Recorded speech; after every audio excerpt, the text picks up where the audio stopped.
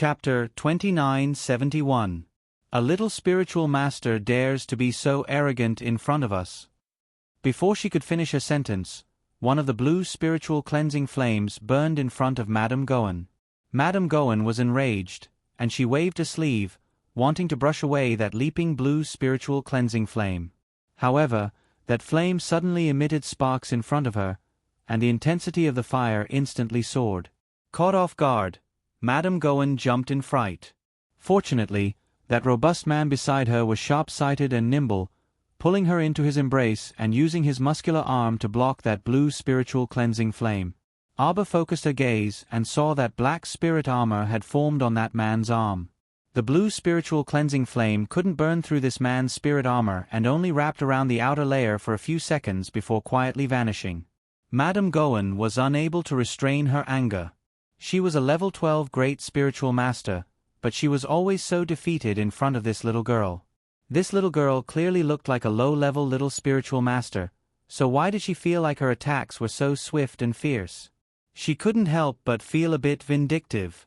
Her desire to kill this little girl grew stronger and stronger. She was calculating. If she could kill this brat here without anyone noticing, she would be able to do so. It shouldn't be to the extent of being immediately discovered by the Crown Prince, right? As long as she acted quickly, ruthlessly, and accurately, she could send people to clean up the traces here afterwards. Madame Gowan's gaze was ruthless and gloomy as she stared at Auber and said word by word, "Immediately scram from this courtyard and treat it as if nothing happened, and I can still let you off." Fifth young Master Cheen, who had been thrown to the ground by the little girl, couldn't stop trembling.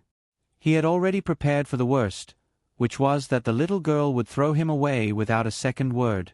In that case, he would have no way to survive. Rather than being humiliated by this hateful old woman, he might as well show his sincerity by dying. Miss Chow responded to Madame Gowan's words by slapping her across the air. This was simply King awesome. Fifth young Master Cheen, who had fallen to the ground, looked at Miss Chow in a daze. Then, he barely supported his limp body and crawled back a few steps. What a joke. When has my Auber ever retreated without a fight? Sir Jojo's heart also burned with true fury. She couldn't be more clear about Madame Gowan's gaze. This woman actually had killing intent towards her. Since that was the case, why should she be polite and talk nonsense with her? Just kill them. At this time, the anger and resentment in Gowan's heart had reached its peak. That slap just now had really made her lose all her face. With the new and old hatred added together, the anger in Gowan's heart burned fiercely. If he didn't do it, he would go all the way. He hardened his heart and shouted angrily, "What are you all standing there for? Get rid of this bitch right now." Everyone looked at each other and hesitated for a moment.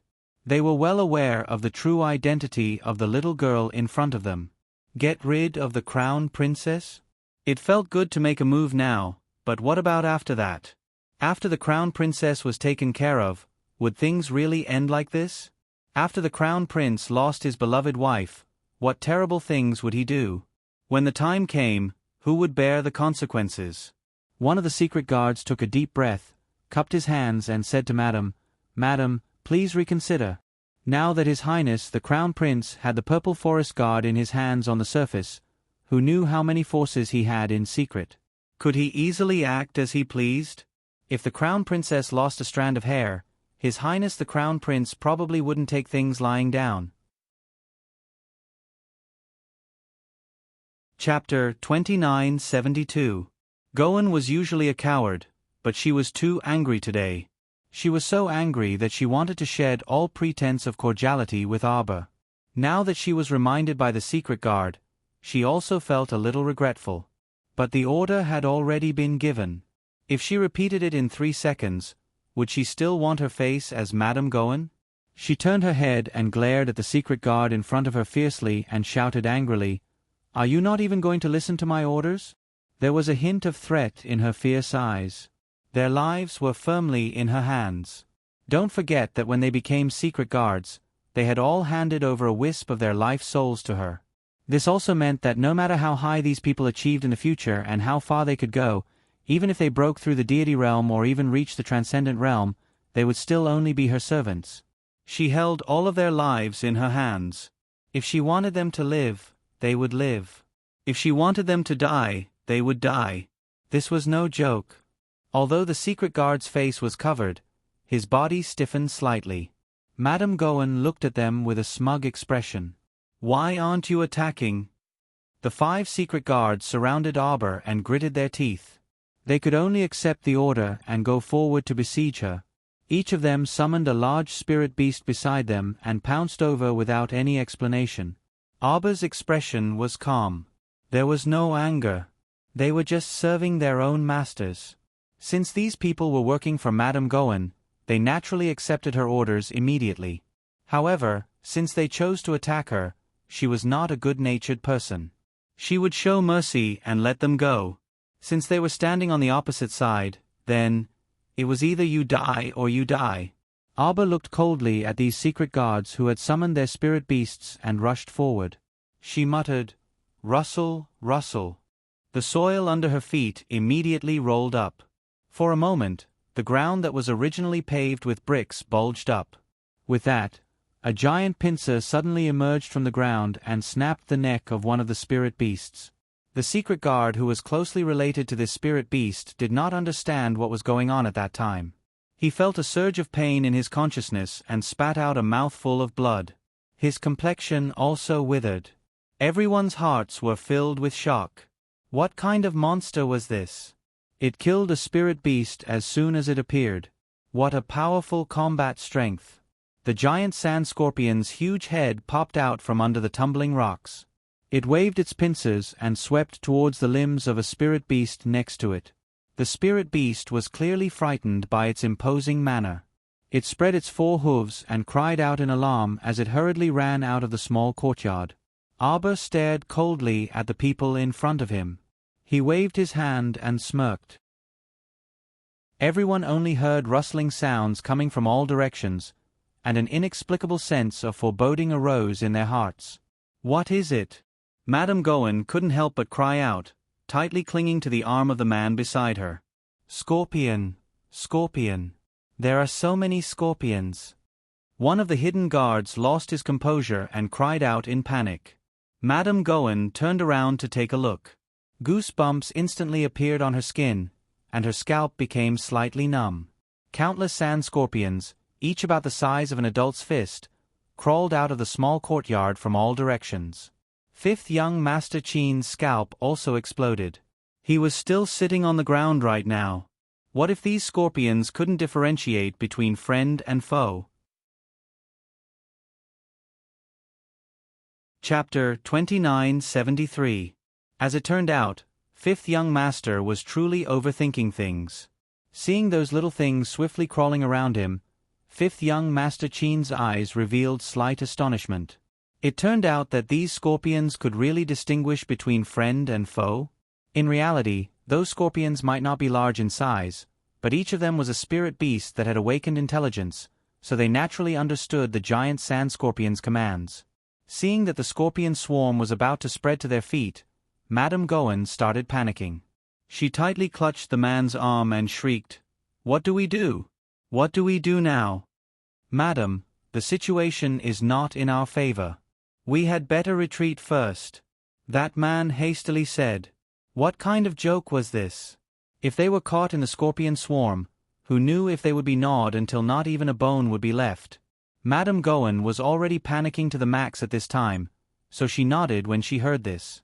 She directly pulled that robust man and turned around, abandoning her armor and leaving. The sand scorpion swarm engulfed several spirit beasts that were relatively slow to escape like a tide. After the scorpion swarm had spread, only a few spirit beast skulls were left on the ground.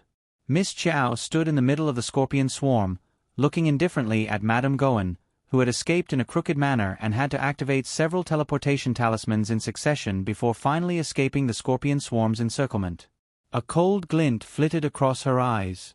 At this time, Madame Gowan was wiping her cold sweat as she heaved a sigh of relief while repeatedly panting. Thankfully, these things weren't too fast. They didn't catch up. The robust man nodded. Suddenly, his gaze fixed on the back of her neck, and he said in a slightly trembling voice, "Madam, don't move." "HM?" Madame Gowan glanced at him in confusion.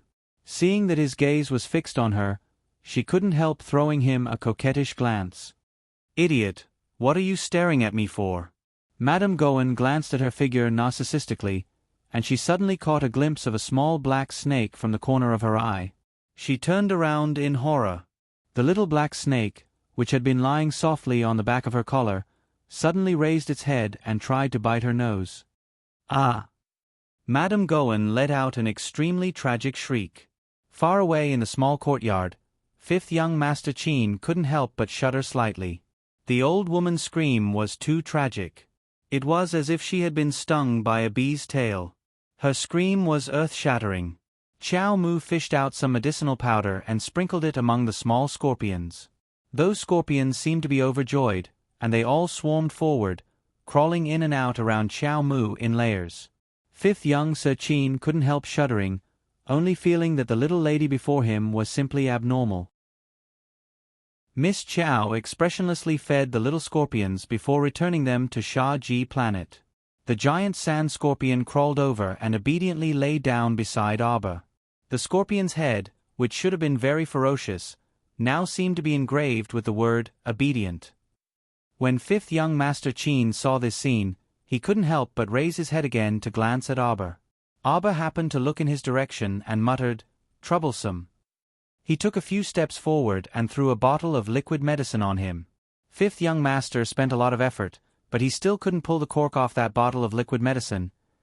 It was truly because he had been on tenterhooks for most of the night after Madame Gowan brought him here, and he was mentally and physically exhausted.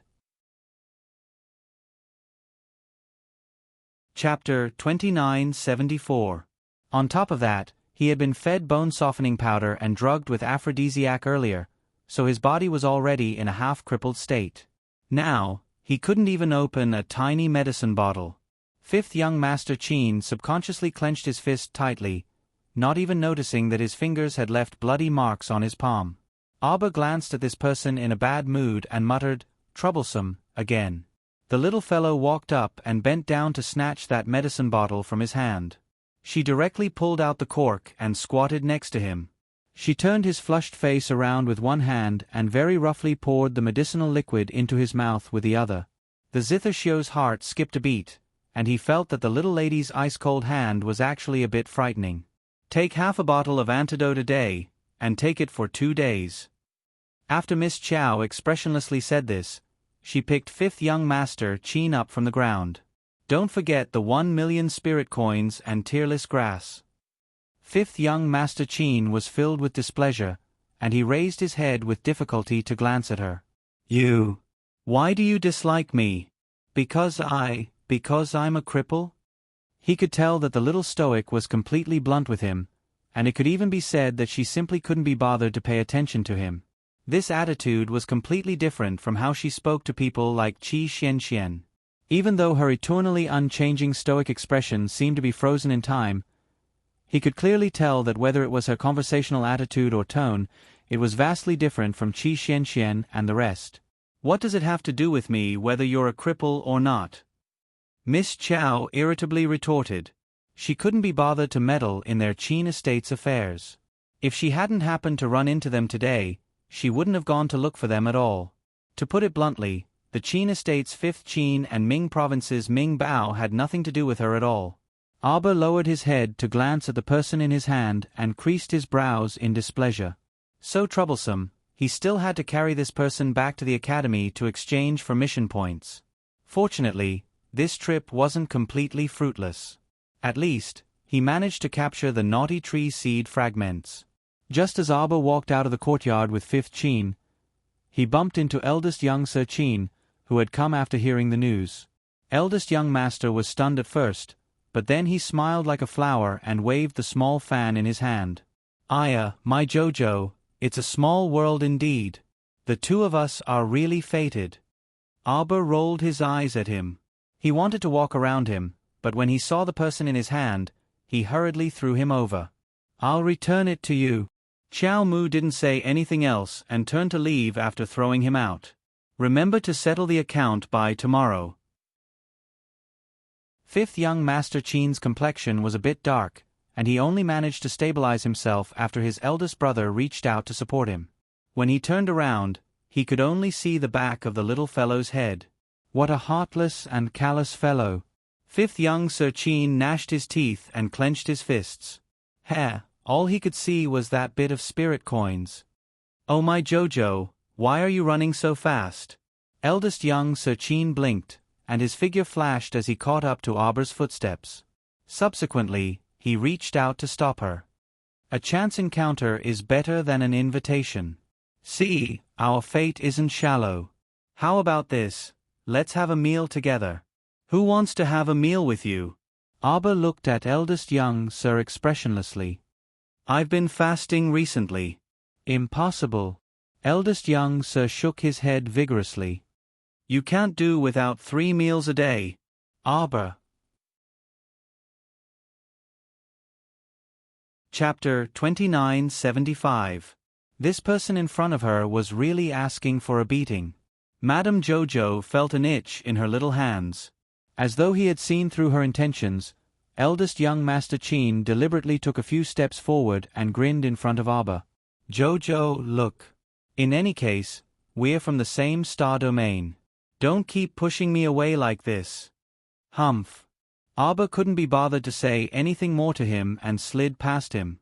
Unexpectedly, she moved quickly, but this guy Qin Xian was even faster. No matter how she moved, he was like a hot potato that stuck to her hand and couldn't be shaken off. No matter how much she tried to get away from him, he always stayed by her side. The little fellow could see his grinning face when she turned around, and she couldn't resist swinging her little hand at his head. What are you doing? Aubre angrily threw a punch, but eldest young Master Qin hastily reached out to block it. Jojo, you saved our family's old fifth. Eldest young Master Qin said with a smile. I have to show some appreciation, right? No need for appreciation. Miss Chow waved her small hand. Just settle the consultation fee you owe me as soon as possible. Eldest young Master Qin silently twitched his mouth, and he turned to look at his pale-faced fifth brother. Jojo, look at Xiu's current condition. It's not good. You can't leave him to die. Let's find a place to sit down and have a meal first, then you can treat him properly. Eldest young Master Qin grinned and winked. Don't worry. I won't shortchange you for a single cent of the consultation fee. Aubre glared at him when she saw that this person refused to let go and had a rascal expression that said, I won't let you go until you treat my fifth brother. Eldest young Master Qin smiled fawningly at her. Jojo, let's go. Eldest young Master Qin flashed to fifth young Master's side and nodded at him to support him. Old Fifth's health hadn't improved ever since he was drugged and tortured by that old fogey from the National Security Agency. He had taken plenty of medicine at home to recuperate, but the results weren't good. Now that he had the opportunity to grab little Jojo and show him to Lao Wu, it was naturally a good thing. Eldest young Master Qin was very confident in Aubre's medical skills. The three of them left the alley where the villa was located and circled around to the street. They found a relatively quiet restaurant and walked in. Aubre checked Qin Xiu's pulse expressionlessly and then said, Just take the medicine I gave you on time. Really? Eldest young Sir Qin sat on the side, propping up his chin with one hand as he gazed unblinkingly at the little stoic. He said with a grin, Jojo, my fifth brother was previously assassinated by that old woman from the state security. You know how many kinds of drugs you have in your body. Fifth young Master Qin's handsome face flushed red, and he turned his head to look at his big brother who didn't watch his mouth. Was he really his biological brother? Sir Jojo's face was cold. He sat upright and still and said expressionlessly, I don't understand. Eldest young Master Qin. Fifth young Master Qin glanced speechlessly at his elder brother. Eldest brother. Last time at Langfang, she was the one who helped. Eldest young Master Qin turned to look at his younger brother. Ah, that's right, Physician Chong also mentioned it to me last time. Chow Chow was the one who cured you in Langfang. Then that's it. Jojo must be very familiar with your illness. Jojo, how do you think my fifth brother's illness needs treatment to be completely eradicated? Chapter 2976. Arbor glared at him impatiently. Why are you so long-winded? I already said that he only needs to finish taking the medicine I gave him, and he'll be completely cured. Why did he have to ask the same question again and again? He was simply trying to find a topic to talk about. The little fellow felt that her saliva was about to dry up from explaining to this person. It was incredibly annoying. She picked up a cup of tea and took a sip before continuing expressionlessly, "The messy medicinal powder in your younger brother's body has already been neutralized, so it won't cause him any major harm in the future. On the other hand, his internal organs have accumulated quite a bit of cold, heat, and evil chi. It hasn't been accumulated for a long time. He should take more licorice and other things and train his body. He shouldn't look so weak that he'll be blown away by a gust of wind. Bones and muscles can all be trained. Even if he's just a mortal, it's essential to strengthen the body. If he's this weak, it'll be difficult for him to even leave behind a descendant. Could it be that he wants to be an embroidered pillow that looks good on the outside but is useless?" Pft. Ugh, cough, cough, cough, cough. Eldest young Sir Chin choked on his tea and lowered his head to cough violently several times. On the other hand, fifth young Sir Chin, who was sitting on the side, was alternately stifled and agitated by Arbor's words. His pair of beautiful moist eyes stared fixedly at Arbor, so angry that he was speechless. Not only was this young lady savage, but she also had a venomous tongue. She spoke for half a day and insulted him from beginning to end. One moment, she said he was weak, and the next moment, she said he was an embroidered pillow. She was openly and covertly insulting him. Also, she was a young lady, yet she talked about a man's descendant with an expressionless face. Didn't she think it was too much? Arbor glanced indifferently at the fifth young sir and took out a small box the size of a ring from his pocket. He pushed it in front of the fifth young sir and turned to ask the eldest young sir, "Do you have white maple in your family other than tearless grass? Take out some if you have it. This walnut pill isn't for sale to the outside world." The little stoic said expressionlessly, "It can nourish the blood, nourish the marrow, and strengthen the muscles and bones. It's suitable for you." In the end, she still wanted him to nourish his body. Was he that weak in her eyes? The fifth young master was so angry that he was speechless. Eldest young master's mouth twitched. He took out several herbs from his inner world and placed them in front of Arbor. The little stoic reached out to take them and unceremoniously accepted them all. She glanced at eldest young master and felt that she had taken many things from him. Then, she kindly asked fifth young master, "Do you want the dragon tendon bone repairing pill?" The fifth young master was enraged. Scram! On the side, eldest young Sir Chin couldn't help but cover his face. My God, his gentle and elegant fifth brother was actually angered by a little girl to the point of spouting such malicious words. There was really no one else like him. Humph. The little stoic snorted coldly and then stood up to stride away. The eldest young master hurriedly stood up as well. He stopped the little girl and said with a smile, "Jojo, let's eat before you leave. Don't be angry. Things haven't been going well for our fifth brother recently, and he's not in a good mood." "I'm in an even worse mood." Sir Jojo grumpily turned his small head away, but then his eyes suddenly lit up. He saw Emolien's figure appear at the restaurant's entrance extremely quickly and arrive in front of them in less than a second. Sir Jojo happily bounced to his side. "Lien, where did you go just now? You still dare to talk about it?" Emolien was enraged at the mention of this. Chapter 2977.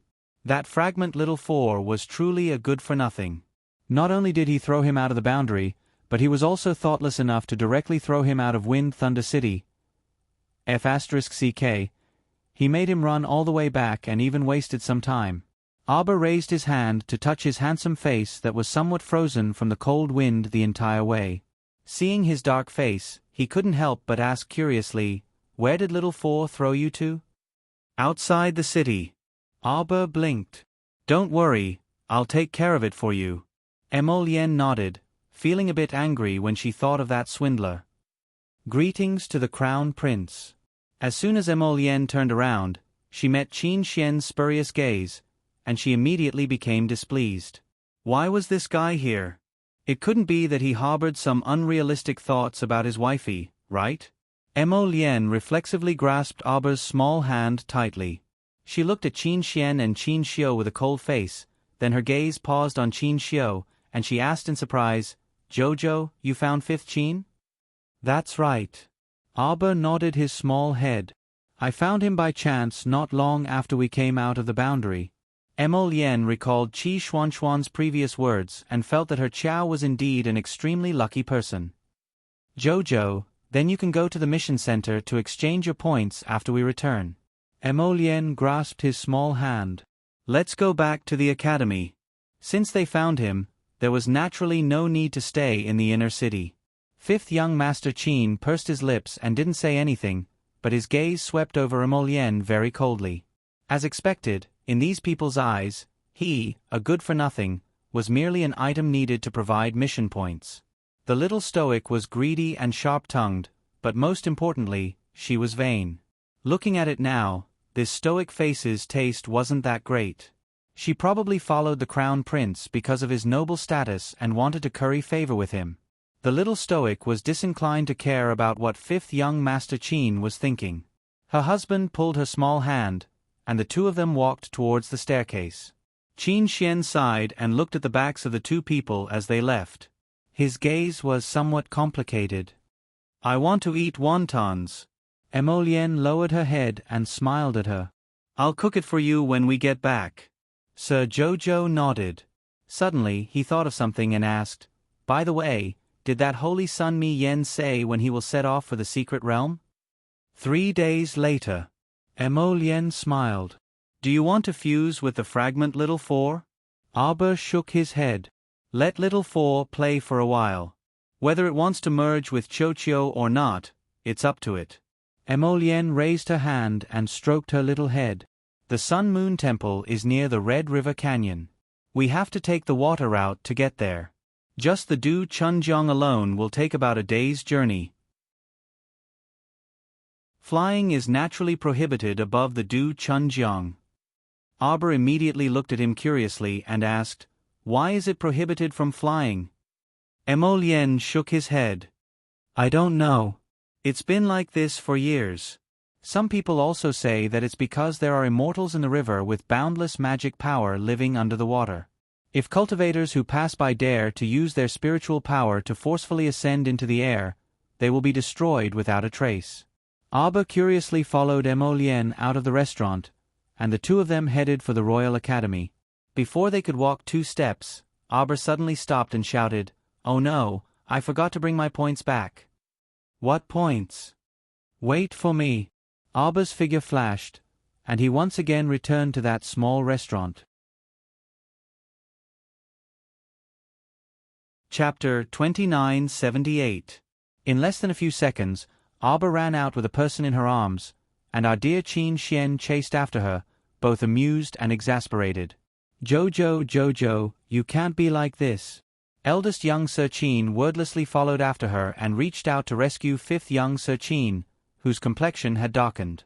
Prince Mo's handsome face also darkened, and he hugged the little fellow to his side while kicking fifth young Sir Qin in passing.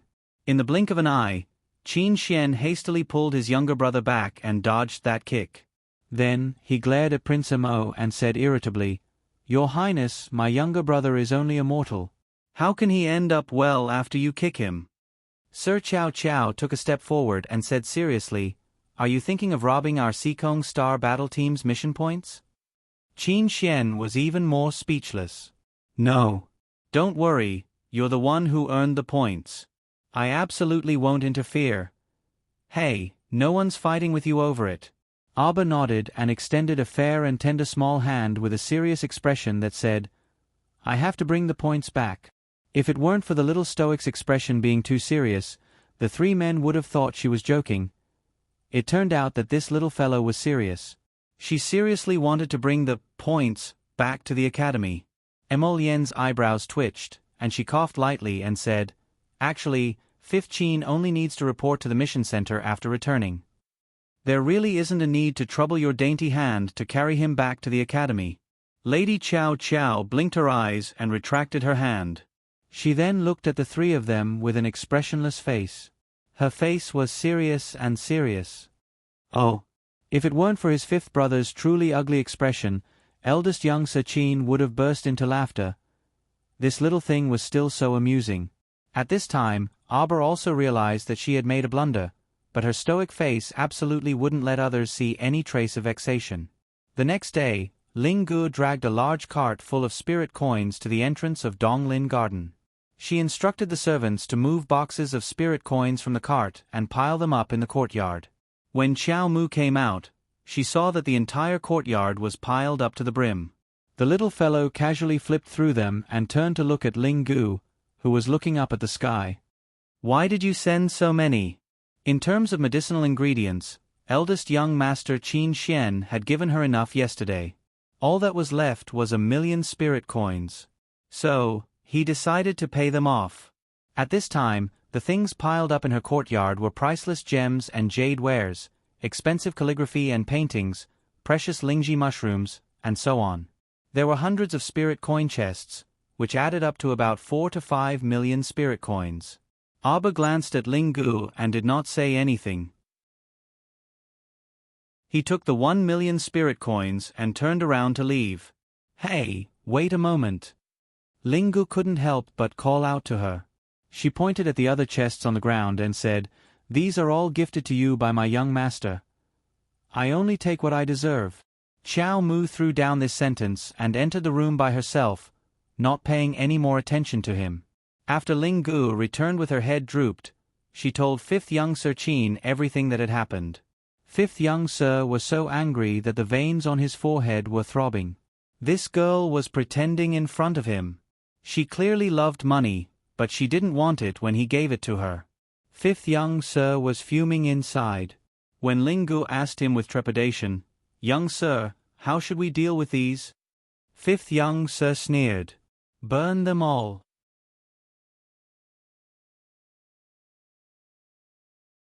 Chapter 2979. Although Ling Gu had a pained expression, since the young master had spoken, she could only do as he said. There were so many good things, such as lingji mushrooms and snow lotuses. Sigh. The young master actually burned them all in a fit of anger. In the end, it was all that stoic-faced girl's fault. She should have just accepted them properly. Ling Gu secretly raised her eyes to glance at the fifth young master. Seeing him enter with a cold expression, the door to the side room was tightly shut with a bam. At the same time, in a private residence in the inner city, Madame Gowen's ear-piercing curses could be heard. The maidservant Kai Hui pushed open the door with fear and trepidation. She was almost hit by a cup that flew straight at her. She quickly knelt on the ground and cried, Madam, please calm down. Why is it only you? Where's Kai Hui? Where did she go? I asked her to cook some bird's nest porridge. Why is she still missing? Is it because my words no longer have any effect now?" Kai Hui shuddered and quickly went forward on her knees to curry favor. "Madam, don't be angry. Later, Kai Hui will go to the small kitchen to take a look." "Why aren't you going?" Madame Gowen roared angrily. Kai Hui shuddered and didn't dare to say anything. She quickly got up from the ground and walked backward to the door. "Wait," Madame Gowen coldly shouted with a gloomy expression. "Yes, madam." "Give me the bronze mirror over there," Madame Gowen said again with a gloomy expression, unwilling to give up. Just now, she had already taken several kinds of pills to restore her appearance. Thinking about it, it should have taken effect by now. Kai Hui shuddered and quickly advised softly, "Madam, it's better for you to recuperate peacefully now. Give it to me." Madame Gowen's expression instantly changed, as if she was very dissatisfied with Kai Hui for daring to refute her to her face. Kai Hui quickly crawled over, took out a bronze mirror, and handed it to Madame Gowen. Madame Gowen took a deep breath and looked at herself in the bronze mirror. She almost fainted from what she saw. His originally tender and fair face was now darker than charcoal, as if he had been roasted in a furnace for several days. It was so dark that it was almost comical. He also had a big red nose with a black malignant tumor growing on the tip of his nose. It was as big as half a finger and was extremely conspicuous. Ah!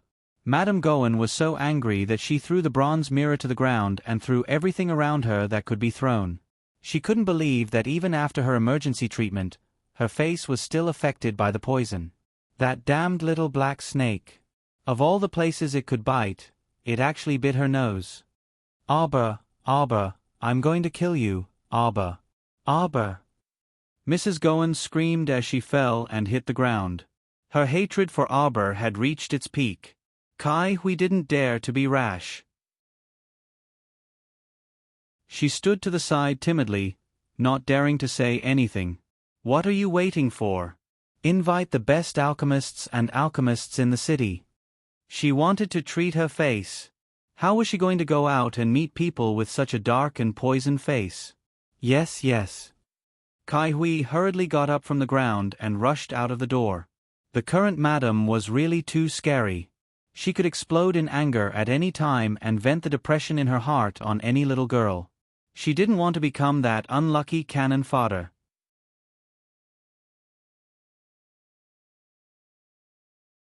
Chapter 2980. 3 days later.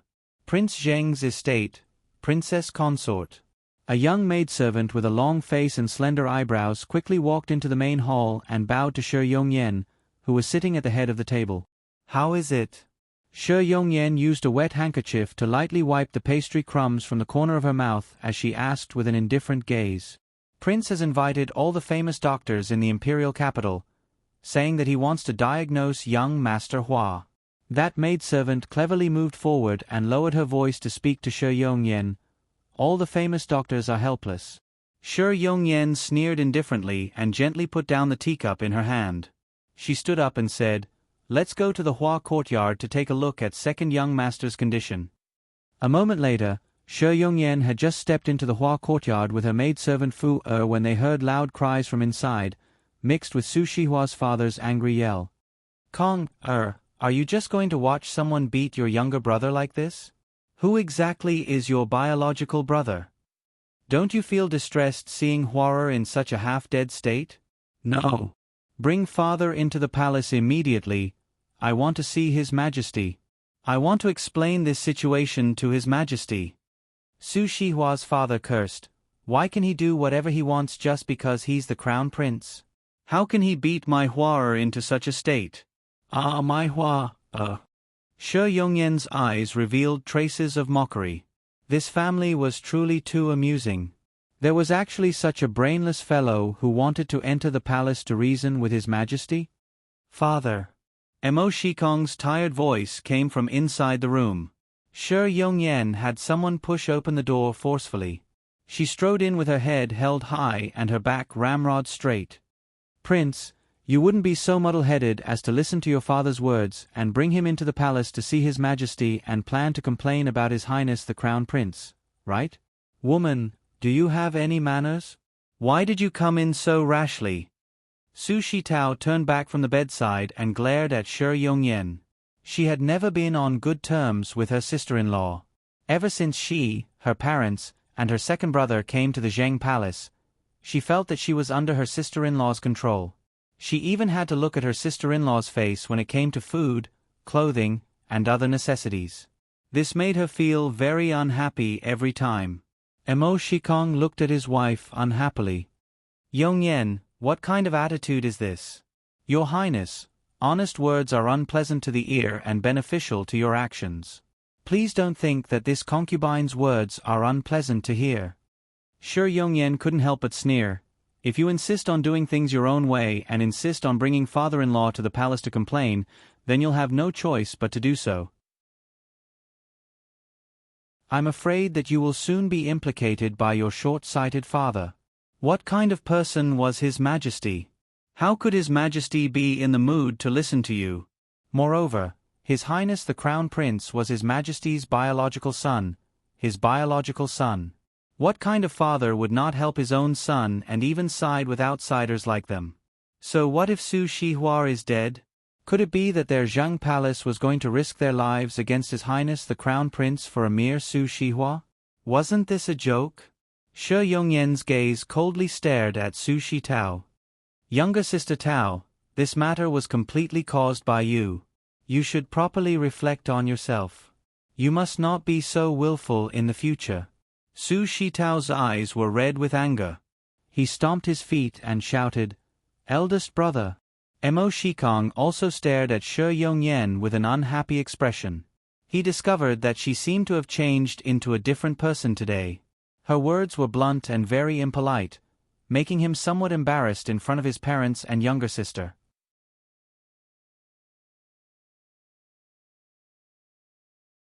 Chapter 2981. Shi Yongyan sighed and bowed to Mo Shikong. She said faintly, "Your Highness, please don't mind this concubine's words. Honest words are unpleasant to the ear. This concubine is completely thinking for the sake of your Highness. If today your Highness brought father-in-law into the palace to complain to His Majesty, how do you think His Majesty will deal with this matter?" Mo Shikong pursed his lips and didn't speak. Although he didn't speak, his heart was clearer than anyone else. His Majesty certainly wouldn't say anything. His Majesty secretly loved his son so much that he even gave such an important elite force like the Emperor's shadow guards to the Crown Prince. This was the difference between close and distant relatives. No matter how much Mo Shikong sacrificed and did, in His Majesty's heart, he was different from Mo Lien. "Your Highness, we can only use medicine to protect young Master Hua's heart for the time being, and then find a way to help him recuperate," an old doctor who took Su Shi Hua's pulse said. He injured his natal meridians, and his skin was severely burned by the fire. No one can guarantee whether he can wake up or not. Mo Shikong's face was very ugly. In fact, the words of these old doctors were basically the same as what the old doctors of the Imperial Academy said. This meant that Su Shi Hua himself couldn't possibly recover to his original state. After all, if it was him, Mo Shikong, who spat out that golden dragon fire, even he might not be able to completely withstand it, let alone Su Shi Hua, who was extremely arrogant at such a young age. Su Shi Hua had always thought that his own cultivation was considered outstanding among his peers. Qiao Mu had surpassed him and even defeated him effortlessly, making him feel emotionally and physically that he couldn't accept it at all. "Your Highness, you also heard the doctor's words just now. I hope you will consider it carefully." Shi Yongqian lowered her eyes. After saying this, she walked out of the door with her servant girl, Fu. Su He and his daughter were left angrily staring at Shi Yongqian's back. "Eldest brother, look at what sister-in-law said. How can she push all the blame onto me?" Su Shi Tao suppressed his anger and said, "This matter was clearly caused by that crown princess. The reason why second brother became like this was also because of her." Enough. Mo Shikong didn't want to listen to Su Shi Tao's nagging anymore, so he turned to Su He and said, "Dad, you heard what Wang Fei said just now. Second brother's current situation is very bad. Forcing him to stay will only add to his pain." Su He wished he could slap his eldest son's face. He glared at Mo Shikong and shouted at him, "Are you going to leave me to die? It's not like your brother can't be saved. You want to give up the treatment? Father." Mo Shikong knew that with his second brother's current state, his father and the others would definitely cry, make a fuss, and threaten to hang themselves, causing the entire Zheng mansion to have no peaceful days. His heart was stifled, but he still said, "Father, I don't want to give up either, but the problem is that it's useless even if I don't give up. Second brother's injuries have already spread to his entire body, and all his internal organs have been damaged." When Su Shihua's mother, Liang Shi, heard this, she started sobbing softly. The more Su He listened to the crying, the more annoyed he became. He shouted at him, "Shut up. In any case, you must do your best to save Hua. If you can't, then enter the palace and ask His Majesty for the best medicine and the best doctor." Su He said self-righteously, he was beaten by the crown prince. No matter what, His Majesty should do something. "I'm sleeping. I'll update tomorrow morning, around 10:30.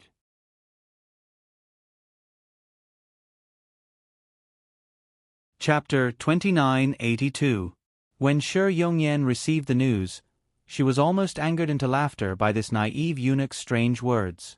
She really had the face to force her husband to go to the imperial palace to ask for a pharmacist and medicinal herbs? Could it be that the great emperor really didn't know that this had happened? The great emperor's spies were all over the divine continent. His Highness the Crown Prince had almost beaten Mo Shikong, this good-for-nothing younger brother of his, to death. How could the great emperor not know? The great emperor still hadn't said anything. What did that mean? That meant that he didn't want to care at all. It was hard for this He to keep saying that he wanted to go to the great emperor to complain. What did he want to complain about? He wanted to tell the great emperor, "Io, your son beat our Su family's child to death." It was simply ridiculous and brainless to the extreme. In front of Shi Yongyan stood two men in black who didn't speak with their hands hanging down. "Go," Shi Yongyan said faintly and put the porcelain cup in her hand on the table. A cold light flashed through her eyes. These two bodyguards trained by the Shi family were naturally very obedient to Shi Yongyan's words. The two people quietly came to Hua courtyard. Looking in from the side room's window, they saw Liang Shi crying and sitting by the bed to take care of her son. Su He and Su Shitao were no longer there. Zheng Wang should also be in the study at this time.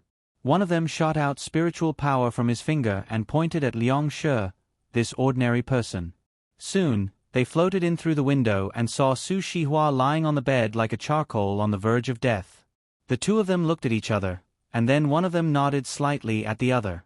They quickly walked forward and pulled up the brocade quilt that covered Su Shihua's body, and suddenly pressed it against his face. That bodyguard pressed one hand on Su Shihua's face. At first, Su Shihua didn't have any movement. Later, he slowly began to struggle. He was already burnt to a crisp. His breathing was faint and intermittent. If it wasn't for the doctors forcibly using medicine to keep him alive, he would have already died.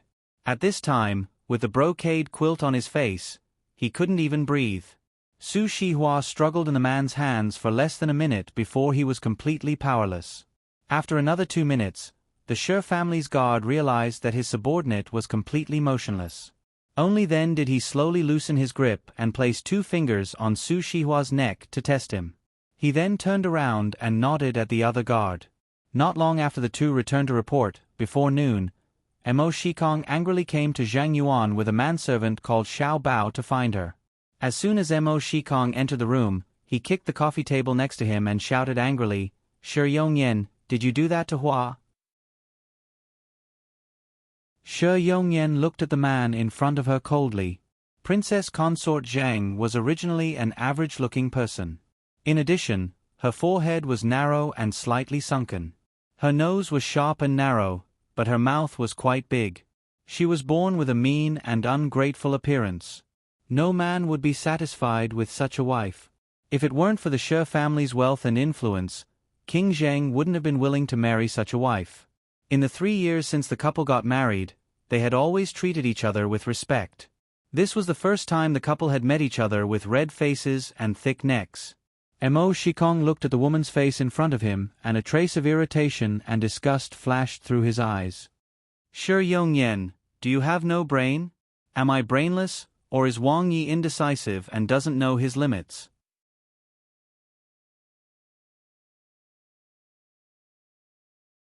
Chapter 2983. Shi Yongyan looked at Mo Shikong calmly, but a complicated and disappointed look flashed across her eyes. She originally thought that the man she married was just not decisive in his actions, but now it seemed that he was simply soft-hearted and short-sighted. Ever since they found that disgusting family, King Zheng's residence had been in a lot of trouble. In fact, she really couldn't understand her husband's thoughts. In terms of blood ties, there was a slight connection. Blood ties were the deepest fetters that couldn't be severed from the beginning.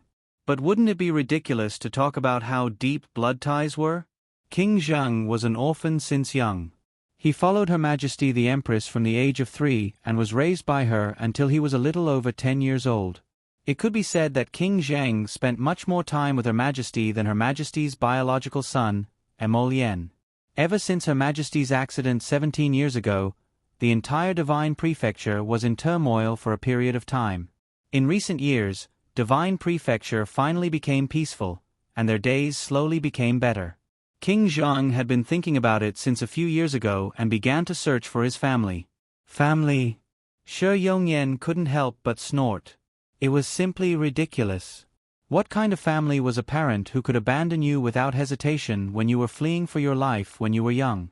Instead of saying that the Su family brought their children to the imperial capital to search for their family, it was better to say that it was King Zhang who sent people to find their family and then brought them over to provide for them. Shi Yongyan really couldn't understand how much affection could there be between these so-called family members who had never lived together since young. However, King Zhang was a stubborn person who was foolishly filial to the extreme. You sent people to deal with my second brother, and now you dare to say such things. Do you really think I'm afraid of your Shi family? Your Highness. Shi Yongyan stood up from the chair and looked at him coldly. Yongyan is doing this for your Highness's sake. That Su Shihua is already in this state, and your Highness still wants to waste manpower, resources, and energy on him? In the end, not only will it be a waste of effort, but it will also drag down our entire residence. What kind of situation does your Highness think our residence is in now? From 3 days ago until now, your Highness, have you calculated how many spirit coins and herbs you have spent on that living corpse? There are so many people in the residence, and the expenses are already high. Your Highness, you also know that ever since you brought second brother and third sister over, the palace's expenses have increased by several times. If it wasn't for this concubine using the dowry stores to supplement the budget, do you think this palace would be able to survive? This is the reason why you sent someone to deal with my second brother. Mo Shikong trembled with anger. In your eyes, is that money more important than my second brother's life? Princess Consort Zhang used the handkerchief in her hand to wipe the corners of her mouth, and a cold smile appeared on her harsh face. Yes. The Prince of Zhang raised his hand and was about to slap Princess Consort Zhang's face. Princess Consort Zhang raised her head and looked at him coldly. If Prince continues to let Su Shihua drag things out, the entire prince's estate will be dragged to death sooner or later. I'm just helping His Highness solve a big problem. Could it be that Prince will really listen to father-in-law's words and enter the palace to ask His Majesty for medicinal herbs and pharmacists for the sake of Su Shihua, this living dead? Everything this concubine does is for the sake of your Highness. Your Highness insists on going against the Crown Prince for the sake of the Su family. The gains do not make up for the losses.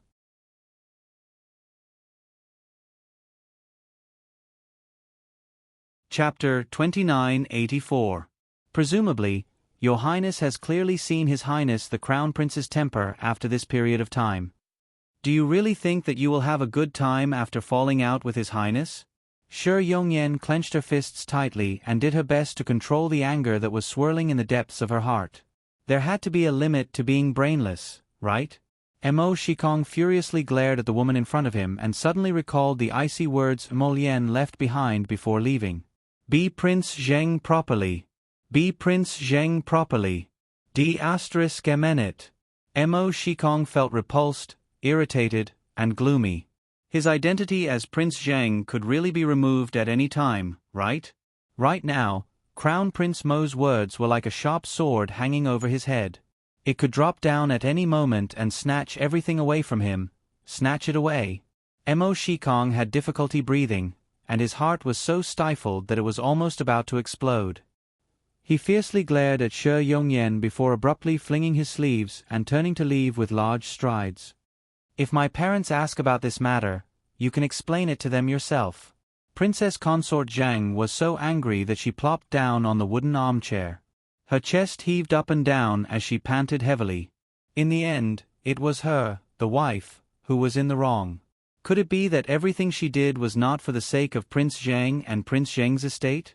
On Lady Jojo's end, she naturally did not know that after Mo Shikong brought Su Shihua back to the imperial capital, he went through a lot of trouble to find someone to treat him and caused a great commotion in Prince Zheng's estate. Even if she knew, she would probably just purse her lips and say, "It's a waste of effort." As for 7th Yen, this little fellow, although his dragon form was nothing special, his strength absolutely could not be underestimated. The little fellow was still in the late-stage infant stage and had yet to enter the growth stage. If he spat out a mouthful of blazing dragon's breath, he could definitely kill a level 15 great spiritual master. Lady Jojo was completely uninterested in what Prince Zheng's estate was up to. She, Mo Lien, Duan Yu, and the others were ready to set off early in the morning and arrived at the learning area plaza. Leading a row of white-robed priests, Holy Sun Mi Yen was already standing at the front of the square, on the most eye-catching arena. His white robe fluttered in the wind, and he had a compassionate expression on his face. It was as if he was shrouded in holy light just by standing there. Abba secretly rolled his eyes, then turned to Prince Mo and whispered, "Did they say when they would depart?" Prince Mo knew that the little fellow was a little impatient, and could not help but secretly hold back his laughter, saying softly, "For this trip, other than the two of us, we will also select 30 people from the academy to go with us. We will probably only depart when everyone is present."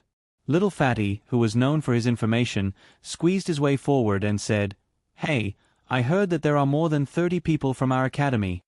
This time, the Sun Moon Temple was especially generous. Not only did they choose 30 people from our academy, but they also chose 30 people from our academy. It seems like they've even selected some students from other academies. In addition, they seem to have selected some people with special talents from the Divine Land and brought them along.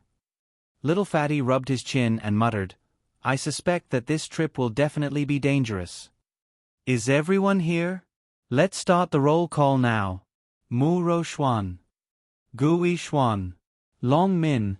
On the side, the little priestess added with a grin, "Those whose names are called, please walk to the front." Today's update was at 6 p.m., and the remaining chapters would be updated at 12 p.m.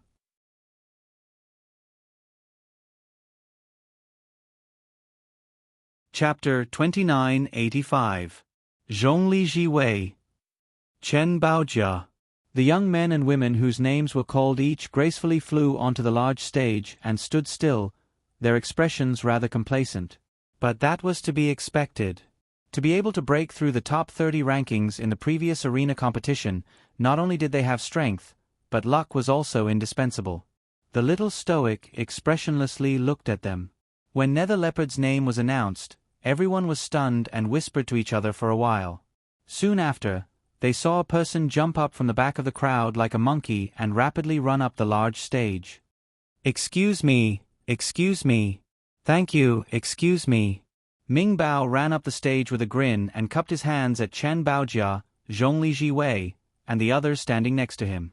Chen Baojia swept him a glance and deliberately leaned closer to Zhongli Jiwei, muttering softly, "I wonder who he is. Everyone is outside looking for him like a net, but he's actually enjoying the show and doesn't mind it blowing up." Previously, everyone thought that Ming Bao was the same as 5th young Master Qin and was abducted while shopping in the inner city.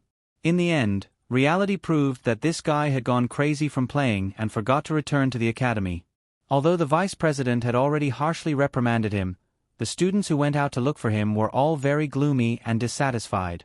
They only felt that this guy was too unreliable and didn't know his limits at all.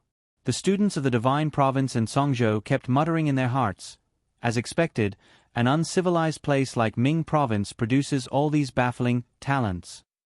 "His Highness Yassi is coming down," someone called out softly. Everyone's gazes turned to the steps.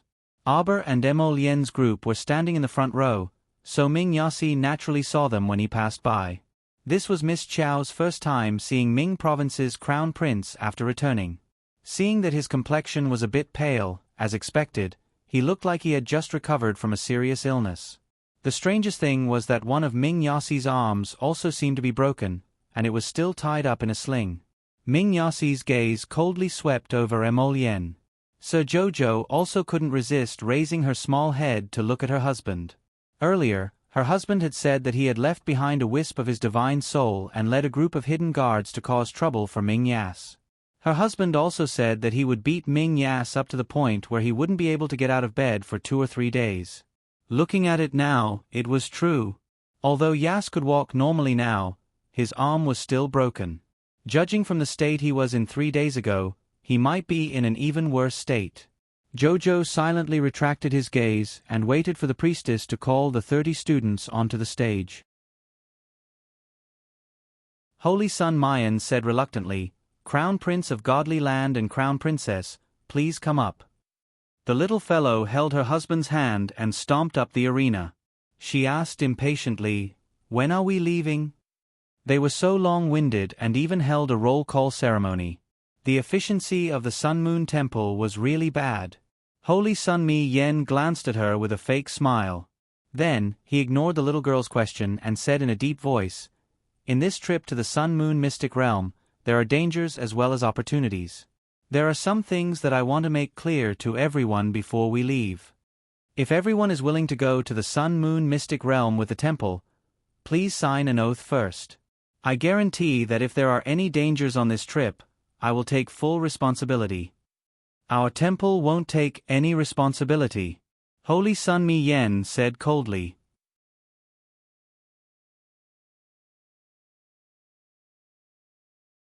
Chapter 2986. Sure enough, the Sun Moon Temple was crafty enough. They wanted to be a hands-off shopkeeper and not manage the accounts at all. Because among the people heading to the Sun Moon Secret Realm, there were the Crown Prince of the Divine Province, Prince Chen of the Tsong Province, and the Crown Prince of the Ming Province, as well as many outstanding disciples from large patrician families.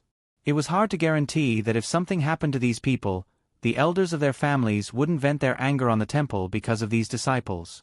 The Sun Moon Temple was naturally not that stupid, nor did they want to directly face the wrath of the emperors of the 3 provinces, so they thought of this method in advance. If they signed an oath, then they would naturally bear the full responsibility if something happened to them, and it would have nothing to do with the temple.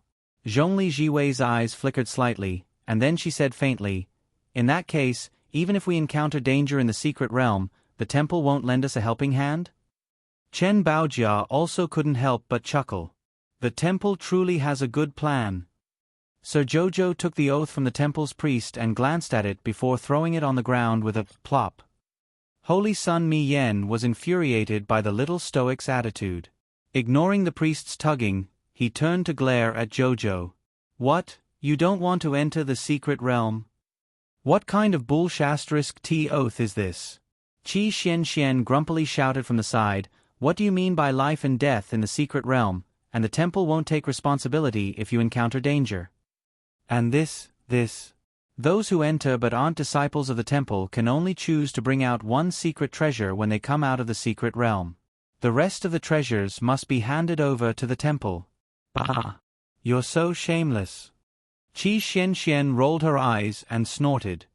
"You want to find people to work for your temple again, but you won't give them any benefits. No one is a freaking fool." Holy Sun Mi Yan's face darkened, and he said indifferently, "After entering the secret realm, life and death are naturally up to fate. This time, the temple isn't only bringing in 32 Royal Academy students. In addition, there are also dozens of students from several different academies in the 3 provinces. In addition, we have recruited many talents from Ming Province, the Divine Province, Tsong Province, and even several large tribes outside the 3 provinces to enter the secret realm together. After entering, everyone must temporarily obey orders until we give everyone time to act separately. This is not an oath written specifically for a student of the royal school. Holy Sun Mi Yen says coldly, "Instead, every non-believer of my shrine has to sign such an oath before entering the secret territory. In other words, if you don't want to sign, then don't go." Everyone had spent so much effort and finally obtained a precious spot. How unwilling would they be to give it up now? "Bullshit," the little stoic said indifferently, and everyone's gazes uniformly shifted to her. The little fellow was too lazy to speak, so she tugged at her husband's sleeve. Emolien didn't know whether to laugh or cry, but she still said, "The 2 of us are using our spots to exchange for the life of your holy maiden. Don't forget. This oath is not an oath. We will not sign it." Emolien said indifferently, "If you don't bring us in, then hand over your holy maiden. Kill her." Abba nodded his small head and said seriously. Holy Sun Mi Yen was so infuriated by these 2 that his heart and lungs hurt.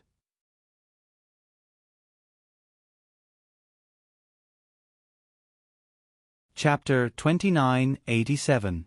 The rest of the people looked at the divine land crown prince and the crown princess with a strange expression, and they secretly glanced at Holy Sun Mi Yan's face. Arba would be stupid to sign that oath. It was clearly written in the oath that she had to hand over all her treasures, and only one could be kept. Bah! How could she hand over the treasure that was in Sir Jojo's pocket? That was just bullshit. Although she wasn't sure if this oath would have any binding effect on her galaxy. Why would she take the risk? She and her lotus were the two places that the people of the Divine Hall used to buy the lives of the Holy Nun. She had to figure out what a bunch of muddle-headed guys were thinking. Holy Sun Mi Yen glared at Arba angrily.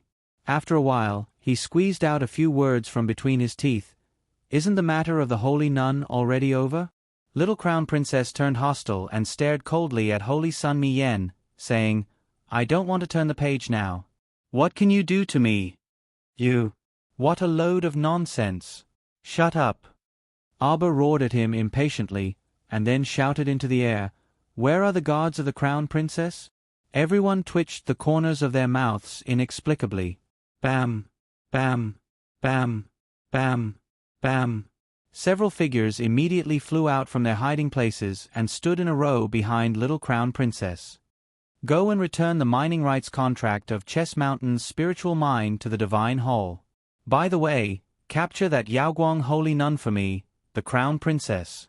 I, the Crown Princess, want her to die right now. Yes.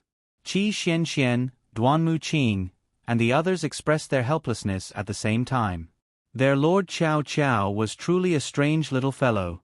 She could really turn hostile without any hesitation, and didn't care about Holy Sun Mi Yan's old face at all. Holy Sun Mi Yan only felt that the anger in his chest was about to erupt like a volcano. He looked around and saw that the other 30 people on the stage didn't say anything. Instead, they were all looking at him as if they were watching a show. It seemed that regardless of whether or not any of them had any grudges with the Little Crown Princess, everyone's thoughts were the same at this moment. They were all standing by the side of the Little Crown Princess who had turned hostile. Holy Sun Mi Yen took a deep breath. Call them back. Seeing that those one-track-minded hidden guards were really going to capture Yao Guang Saintis, Holy Sun Mi Yen was so furious that his lungs were about to explode. His mouth trembled as he couldn't help but roar. What? The two of you are under special circumstances, so you don't have to sign it. However, the others... Oath.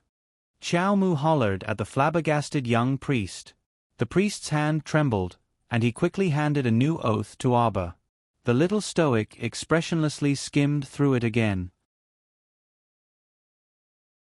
Then, she took out a cinnabar brush from her inner world and circled a few words on that oath before making a cross.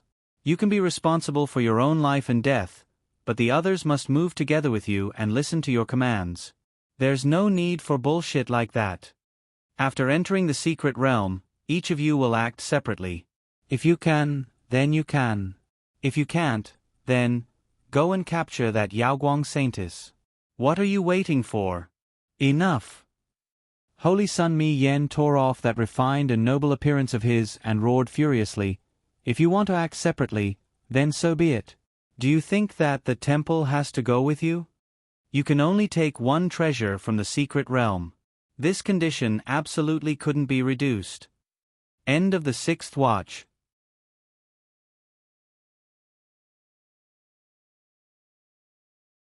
Chapter 2988. Arba pursed her small lips and looked at the red-faced Holy Sun Mi Yen. She humphed and said, Ridiculous. She had to argue with Sir Jojo until her face turned red. It was truly too boring. Sir Jojo originally didn't want to insult her, but she had to come to her and beg to be insulted. Holy Sun Mi Yan's chest felt stifled, and he didn't want to continue looking at the little stoic. After everyone successfully signed that oath, Holy Sun Mi Yen couldn't resist looking at Arba and Emol Yen. The more he looked, the more he found them pleasing to the eye. These two people didn't sign an oath, so they naturally weren't bound by the laws of heaven and earth.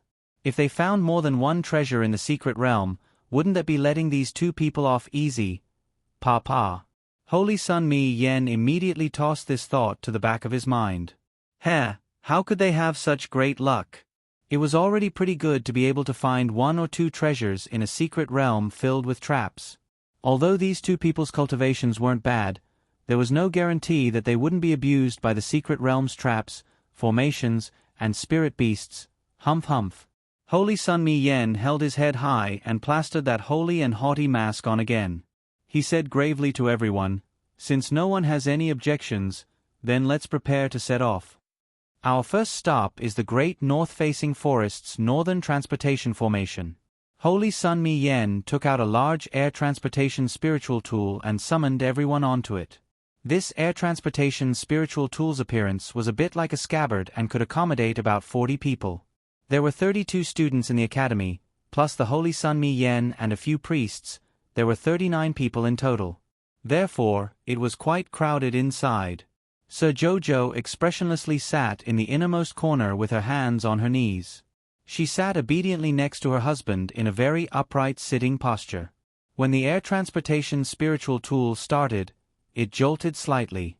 Zhongli Jiwei's gaze swept over and saw His Highness the Crown Prince instantly reach out to support the little Crown Princess' soft waist. It was so sore that a mouthful of sour water was stuck in her chest, unable to move up or down. D****. Did this couple have to be so lovey-dovey? The little Crown Princess was sitting upright. Could it be that she would fall from the air transportation spiritual tool's jolt? The Crown Prince's attention was always on that woman. She was so angry that her chest hurt. Abba felt a strong gaze directed at her. She raised her head in displeasure and looked at Zhongli Jiwei with a frosty gaze. The corners of the little fellow's mouth curled up into a cold smile. Zhongli Jiwei felt a chill in her face, and her body couldn't help but tremble slightly. Chen Baojia, who was sitting next to Zhongli Jiwei, hurriedly gave Abba a very stiff smile and then pulled Zhongli Jiwei's sleeve.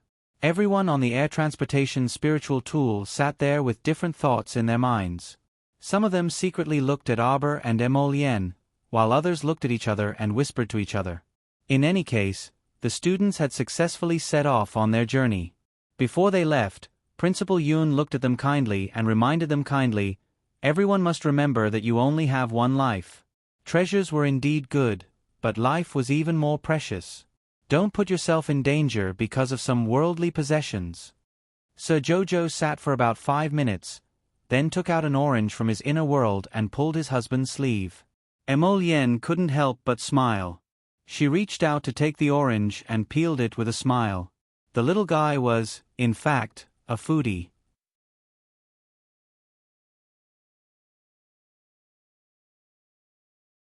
Chapter 2989. Even though she had never admitted this point. But reality proved that as long as the little fellow was idle and had nothing to do, she would always be holding snacks or fruits in her hands. What did she like to eat when reading books? What did she like to eat when watching competitions? Even when she was training, she never forgot to eat. After coming out of closed-door cultivation, the first thing she did was expressionlessly look for food. Emolien snickered inwardly. After perfectly peeling an orange, she handed it to Sir Jojo. Sir Jojo accepted it expressionlessly. Qi Xianxian, who was sitting on the other side of her, silently twitched her mouth. Jojo, this little foodie, was seriously a bit adorable with her stoic expression.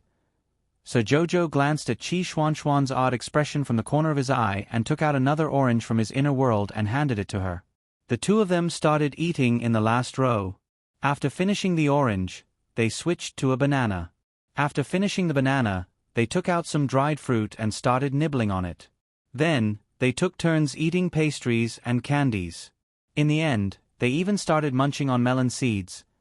Duan Yu, Duan Muqing, and the others, who were sitting in front of them, all twitched their mouths as they secretly suppressed their laughter. These 2 girls, they were completely treating this as an outing. Holy Sun Mi Yen finally couldn't take it anymore and said, "Set the table." Those 2 words were sonorous and forceful, almost causing people to choke with laughter. Although Lord Holy Sun's cultivation had reached the spiritual venerable realm, he was used to eating 2 meals a day. So in essence, Lord Holy Sun was also a bit of a foodie. If he wasn't in closed-door cultivation, he would eat every day. Because it was a bit crowded with 39 people, it was completely impossible to set up a small table from the side. Hence, the white-robed priests sat around Lord Holy Sun, each of them holding a bowl of food and handing a bowl of rice to Lord Holy Sun. They silently watched Lord Holy Sun eat gracefully and unhurriedly like this. Sir Jojo glanced at him and silently took back the pile of snacks. He took out his all-purpose food box from his inner world and took out a large pot of fresh fish soup. He also took out 3 to 4 plates of stir-fry and had Duan Yu, the little fatty, and Duan Mu Qing turn around to carry them for him. Jojo, Sama started eating expressionlessly. Qi Xuanxuan's mouth twitched. She stuffed a mouthful of rice into her mouth and almost burst out laughing. The little fatty hurriedly reached out to cover her mouth and cried out, Don't spit, we still have to continue eating later." Emil Yen was so amused by the little guy that she was about to cramp up. This little stoic had always been expressionless, but inexplicably, her entire body was brimming with comedic talent, making people want to smile knowingly. Holy Sun Mi Yen chewed the food in his mouth without tasting it. He only felt that his nose was filled with the aroma of the fish soup and all kinds of stir-fried food. He lowered his head and looked at the rice, steamed buns, and a plate of cold frozen duck meat in his bowl. That plate of frozen duck meat was old and dry. He instinctively wanted to throw it away. Gotcha! Holy Sun Mayan was so angry that he broke the chopsticks in his hand. Seated behind the saint, eldest young Master Qin couldn't help but rub his forehead. Why the hell did he have the urge to burst out laughing? How many spirit coins? Holy Sun Mi Yen suddenly spoke. He just couldn't understand. They both came out for training, so how could that neurotic little stoic still take out warm food?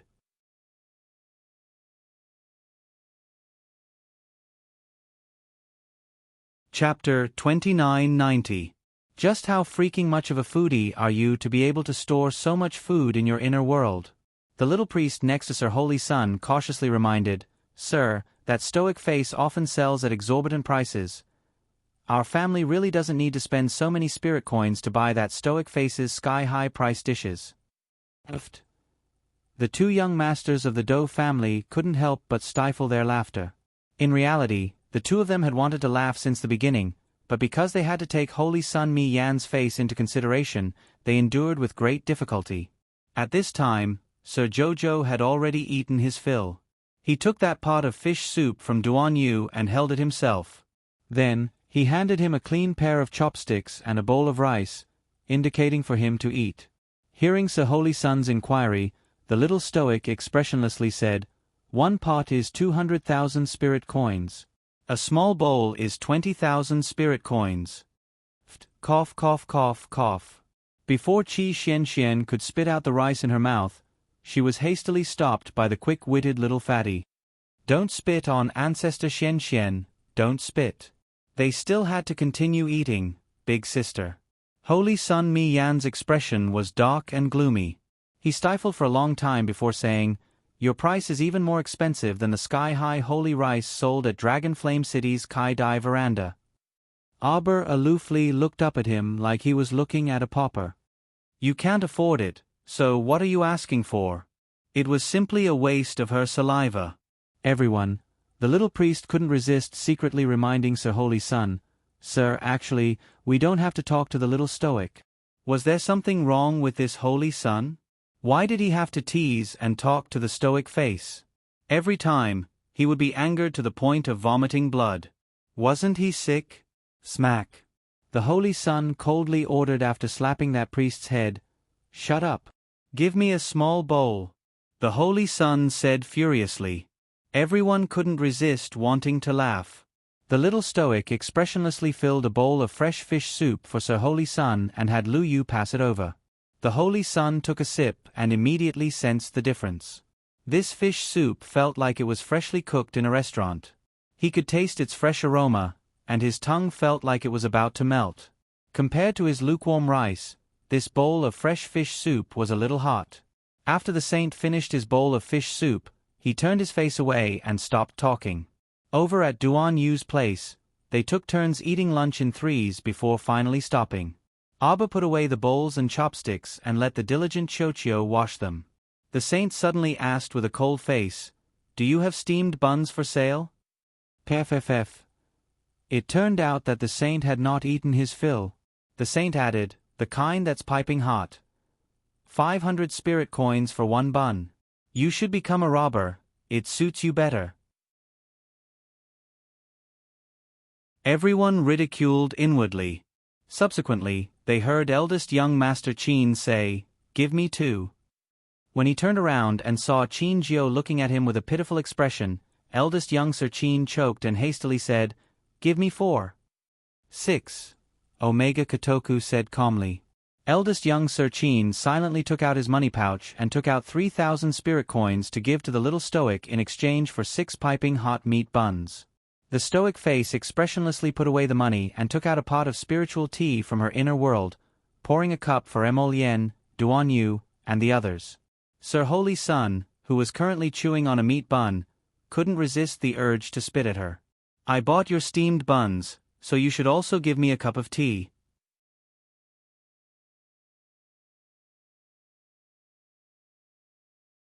Chapter 2991.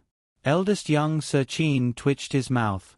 According to his understanding of the little stoic, this Sir Holy Sun was clearly looking for trouble again. 1 cup of spiritual tea is 10,000 spirit coins. 3 cups.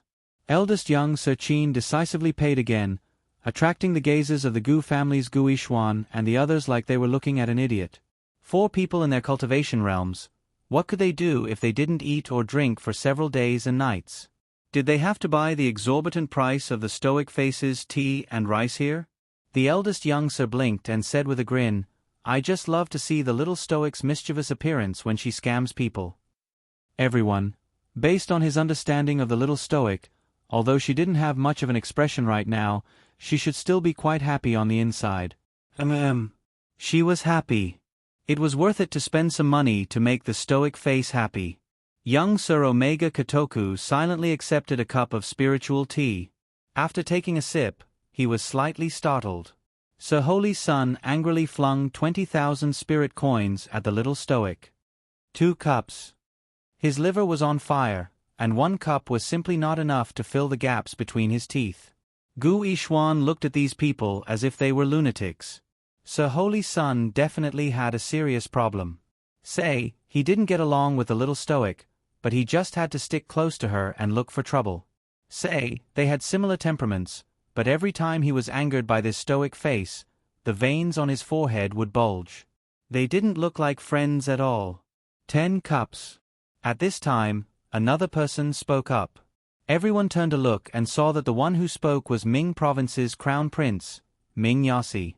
Akia twisted the handkerchief in her hand with a slightly distorted expression. She looked like she couldn't sit still and kept glaring at Jojo. In reality, most of the people who originally forked out money to buy the spiritual tea did so in order to make the little stoic happy. Unexpectedly, they immediately felt something was wrong after taking a sip. This really wasn't some ordinary tea. It really was spiritual tea. After Sir Holy Sun finished drinking a cup, he actually muttered to himself, "There's a reason why it's expensive." This spiritual tea was simply worlds apart from the ones he had eaten in the past. Sir Holy Sun couldn't resist looking back at the little stoic. At this time, the little girl was completely silent. She leaned against the last row and flipped through the yellowed ancient book in her hand, reading page by page. Qi Xianxian was currently wiping her purple light treasured sword and caressing it lovingly. 2 days ago, Prince Mo returned the newly forged weapons to Qi Xianxian, Duanmu Qing, and the others. Everyone's hearts were filled with amazement. In such a short period of time, the Crown Prince was able to refine all 7 weapons to such perfection. Duanmu Qing's Emerald Misty Sword was actually refined into a level 15 divine weapon by Prince Mo. It was simply breathtaking. As for the weapons in Qi Xuanxuan's and the others' hands, they had all been refined to the next level. This time, they were all grade 10 god artifacts and above. Mu Roxuan's face darkened as she sat silently in the corner. Ever since she returned to the academy 2 days ago, she had maintained this state of silence. She didn't want to talk to anyone, and she didn't have the slightest interest in talking to anyone. At this time, looking at Ming Yasi, who was sitting 2 seats in front of her, her gaze flickered unexpectedly, and her heart was filled with displeasure. When she recalled her mother Mu Qingya's reminder, she felt a burst of irritation for no reason. She didn't have any feelings for Ming Yasi at all. She wouldn't leave her future fate in the hands of a strange man like this. While the little stoic was busy eating, Mu Rochuan merely watched coldly from the sidelines.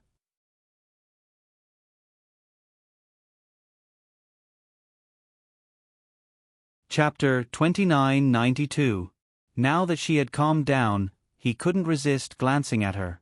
For some reason, he didn't feel anything when he saw this stoic face in the past, but recently, the more he looked at her, the more vexed he felt. He felt that this girl was very pretentious no matter what she did, as if she was a source of light. Just sitting there and quietly reading a book always attracted people's attention. Bam! All of a sudden, a huge force slammed into their flying spirit tools, causing them to jolt slightly and dive forward. The little stoic, who was holding the book in her hand, was caught off guard and almost rolled out. Molien was quick to react and quickly reached out to grab his wife, pulling her back to sit next to him. Meanwhile, Duan Yu, who was sitting in front of the little stoic, had already turned around and reached out to support her. The little stoic sat upright and still with a taut face, pulling back Qi Xianxian, who almost rushed out, with her small face taut. Qi Xianxian cursed under her breath and raised her hand to rub her chest. On the other side, Zhongli Jiwei and Chen Baojia weren't so wonderful. They were knocked a few steps forward by this sudden force and crashed into the people sitting in the front row. Zhongli Jiwei was fine, but when she crashed into Dark Yasi, she was forcefully pushed back by the shrieking Akir and glared at several times. Chen Baojia was even more unlucky. She flew into the stocky Ba Shu's back and was pulled into his embrace by the laughing boorish man. Ba Shu's bearded face magnified infinitely in front of her eyes. Chen Baojia even felt that man's large palm pinching the soft parts of her body. Chen Baojia shrieked and raised her hand to slap Ba Shu's face without thinking. A level 9 spiritual cultivator like Chen Baojia's slap was no different from scratching an itch to the level 12 great spiritual cultivator Ba Shu. Ba Shu grabbed her hand and used his arm to clamp her slender waist. He teased, "Little sister Baojia, you were the one who threw yourself at me. Why are you hitting me?" At this moment, something was ramming into their air transportation spiritual tool with great force. Everyone on the air transportation spiritual tool was caught off guard and knocked around. Who would have the time to care about Ba Shu and Chen Baojia? Taking advantage of the turbulence of the flying spirit artifact, Ba Shu deliberately pushed Chen Baojia to the left corner and pressed his body against Chen Baojia's chest. With a teasing smile on his face, he purposely rubbed his body against Chen Baojia's soft body. Ba Shu's beady eyes were filled with lust as they rubbed against each other fiercely. "Ah!" Chen Baojia's voice trembled as she screamed. Her long hair was disheveled as she looked towards Prince Mo. Her eyes were filled with hope and a plea for help. Who on the crown prince's side would care about her? The few of them were so shaken that they could barely sit still. Duanmu Qing summoned the emerald misty sword and pierced through the flying spirit tool that had opened a small gap. With a chi la sound, the ear-piercing cry of a large bird came from outside. Holy Sun Mi Yan's face completely darkened. He leaned against the window and took a look. A flock of birds. They're all level 4 or level 5 spirit beasts. Don't be nervous. Stabilize the flying spirit tool first. Don't panic, Holy Sun Mi Yan said.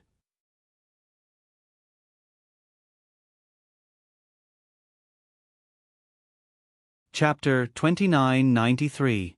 His words were directed at the little priestess, who was controlling the flying spiritual tool. The little priestess's face was a little pale. She pushed the control panel back and forth, trying to stabilize the flying spiritual tool so that it could continue flying. However, there were countless birds blocking the path ahead of the air transportation spirit artifact. Looking out of the control panel's window, he could only see birds crashing into their air transportation spirit artifact non-stop. He couldn't see the road ahead at all. Prince Mo reached out and carried Lord Jojo onto his lap. Lord Jojo sat there obediently. His black eyes rolled around, and he silently took out a small porcelain bottle from his sleeve. Emo Lien immediately reached out and took it. She waved her hand and opened the left window a little, and the porcelain bottle between her fingers bounced out. The porcelain bottle instantly shattered, and the powder inside floated out. After killing several birds that had rushed in, the window was closed again. The flock of birds outside seemed to have gone crazy. After bumping into the flying spiritual tool a few more times, they suddenly began to kill each other. Outside, dark feathers flew chaotically for a while. Soon, the flock of birds' numbers plummeted because of the infighting. The little priestess, who was controlling the flying spiritual tool, finally saw a little of the road. Her fingers pressed on the control panel a few times, and she hurriedly drove the flying spiritual tool out of the flock of birds in front of them. The air transportation spiritual tool jolted heavily, and Chen Baojia's scream was blocked by a big mouth with a strong smell. Her breath was stuck in her throat, and she could only let out a few muffled screams. Her eyes were filled with horror as she looked at the bearded man who was wantonly touching her body. Chen Baojia was anxious, angry, and hateful. She was angry because no one helped her. She was anxious because her chest felt cold, and the cloth on her body seemed to be getting thinner and thinner. She hated that her cultivation was too low. Her body was tightly bound by the rough man in front of her, and she couldn't break free for a while. In the chaos, she was pressed into a corner by a rude man who was molesting her in front of everyone. Chen Baojia's tears kept rolling in her eyes. She turned her face left and right, trying to avoid the man's mouth. Ba Shu, on the other hand, was aroused by her. He couldn't stop caressing her body. It wasn't until the flock of birds had retreated and the flying spirit artifact had stabilized that Ba Shu finally let go of Chen Baojia's body with a wicked smile. Then he said to her in a low, rough voice, "Next time, don't throw yourself at a man so casually. Not everyone is as polite as I am." Chen Baojia was so angry that her lungs were about to explode. She got up and raised her hand to throw it at Ba Shu's face. However, she didn't expect that the air transportation spiritual tool would shake violently again, causing her to stumble and fall into Ba Shu's arms. Ba Shu teased her as he reached out and grabbed her waist, rubbing a certain part of his body against hers. Chen Baojia's tearful little face suddenly stiffened, and her body couldn't help but tremble with anger. Shameless, shameless bastard. She was a pure and unmarried girl, yet she was being teased like this. Now, no one had the time to care about those two people. Holy Sun Mi Yen said with a calm face, "Everyone, pay attention. The air transportation spiritual tool is about to fall. Open the spirit artifact cabin and let everyone down." It seemed that the flock of birds had damaged the air transportation spiritual tool, so everyone had no choice but to fly off the air transportation spiritual tool first. Fortunately, the flock of birds had already been dispersed. Prince Mo hugged Sir Jojo, and the two of them were the first to leave the damaged air transportation spiritual tool. Soon after, Duan Yu, Duan Muqing, and the rest also jumped down. The sixth watch ended.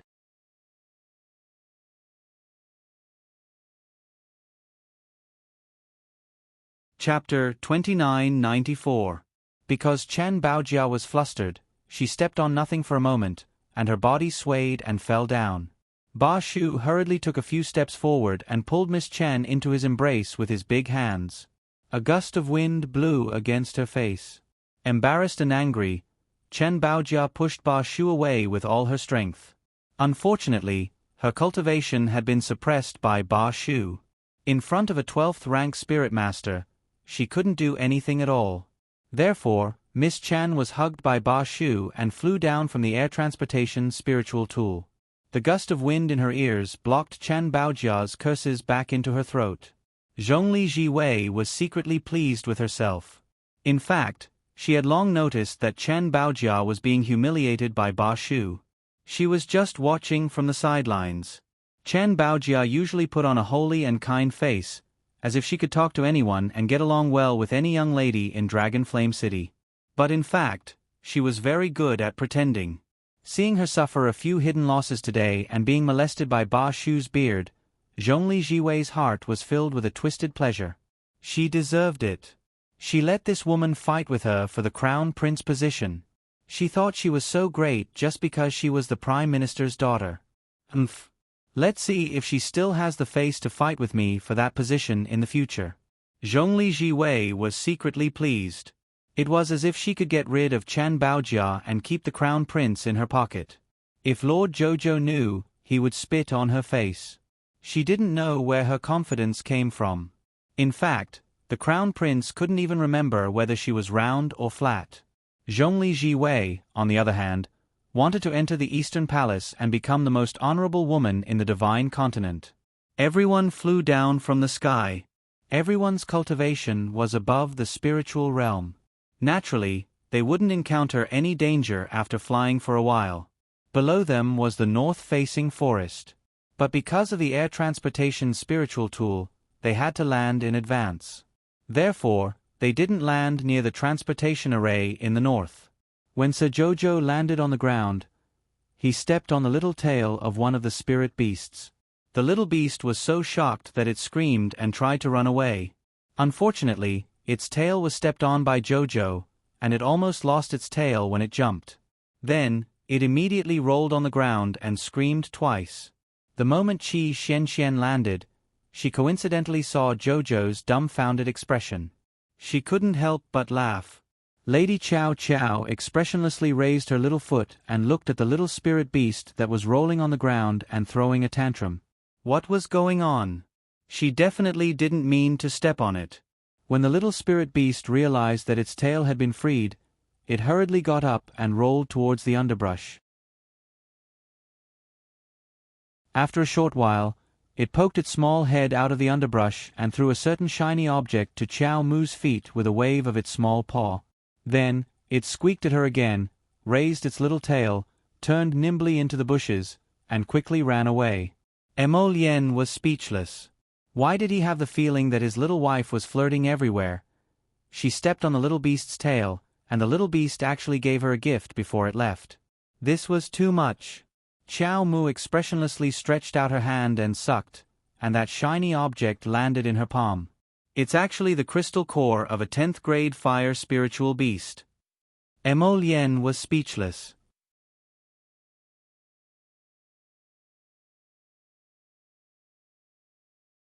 Chapter 2995. The little fellow casually picked up a level 10 fire spirit beast's crystal core. This luck simply made everyone's eyes red with envy. What kind of F***king dog's hit luck was this? She casually landed and stepped on a small beast's tail, yet she still received a spirit beast's crystal core as a gift. Did she have to be so outlandish? The Gu family's Gu Yixuan took a deep look at Auber. He reached out to pick up a waist pouch that had fallen to the ground and stuffed it back into his waist. Wearing a pair of black boots, he strode forward a few steps. Meanwhile, Zhongli Jiwei's deliberately faked cry of surprise came from the other side. Iabeo Baojia, how did you do this? Zhongli Jiwei pursed her lips and did her best to suppress the smile on her lips. She deliberately raised her voice and cried out in surprise, attracting everyone's attention. They saw Chen Baojia hiding behind a pine tree with an ashen complexion. She was practically naked. At this moment, she was taking out clothes from her inner world to cover her chest in a panic. She repeatedly screamed, Don't look over, don't look. Everyone was flabbergasted.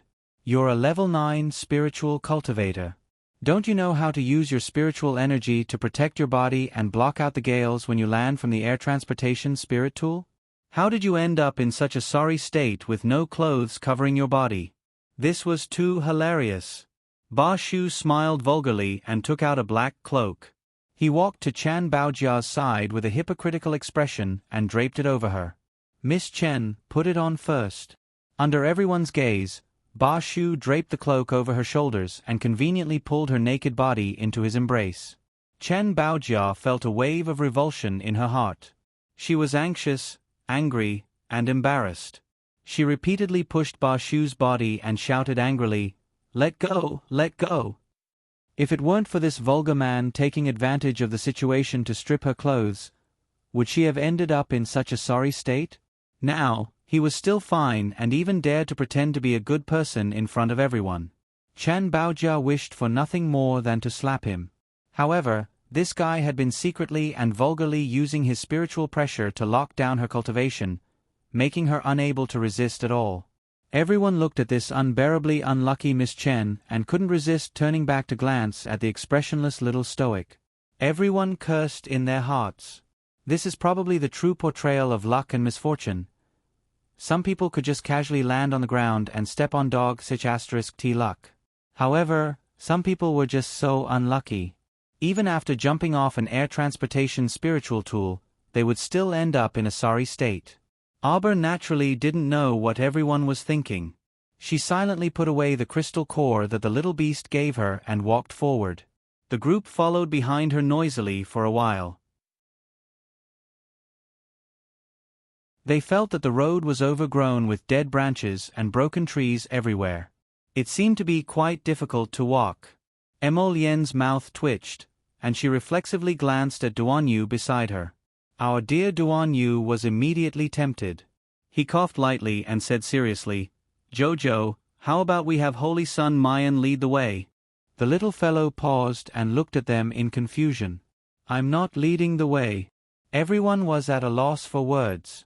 Holy Sun Mayan also reacted at this time and grumpily rebuked Sir Jojo, "You don't know the way and always like to be the first to rush. Why are you leading everyone blindly?" Sir Jojo expressionlessly said, "I didn't ask you to follow. You like to walk blindly, yet you're blaming me, humph."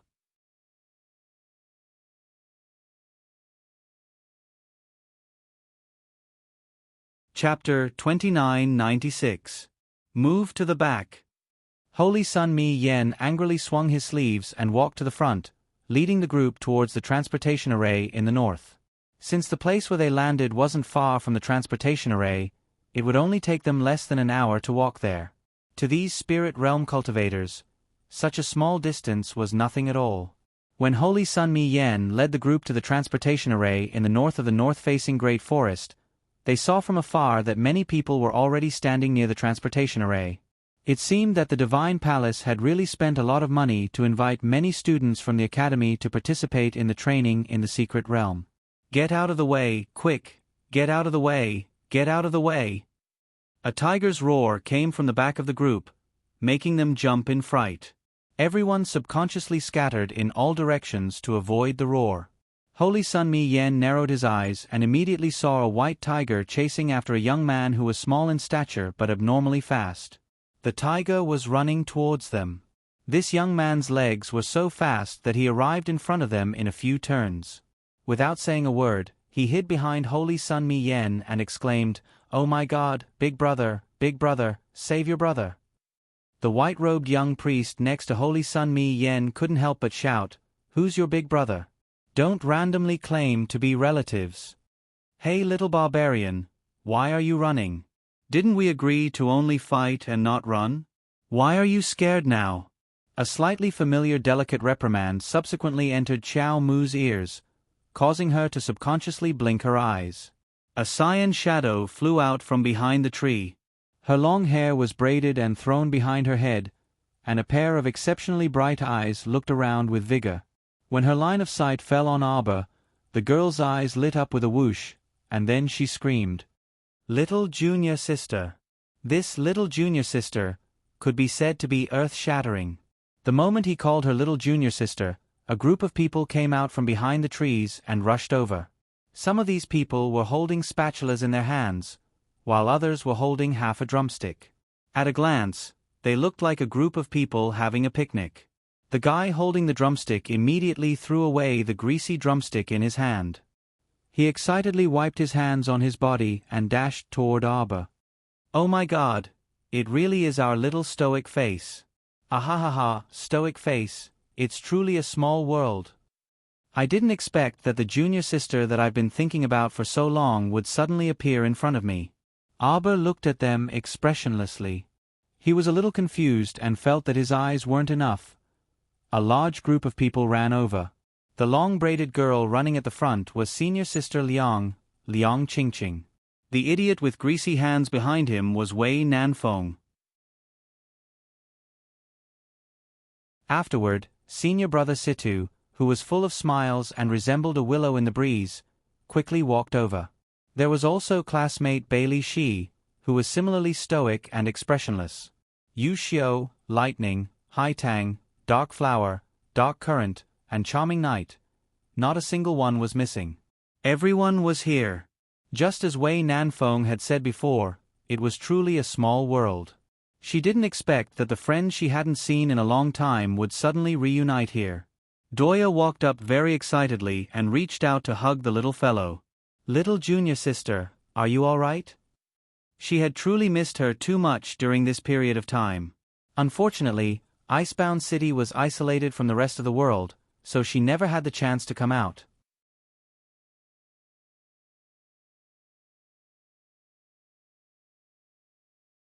Chapter 2997.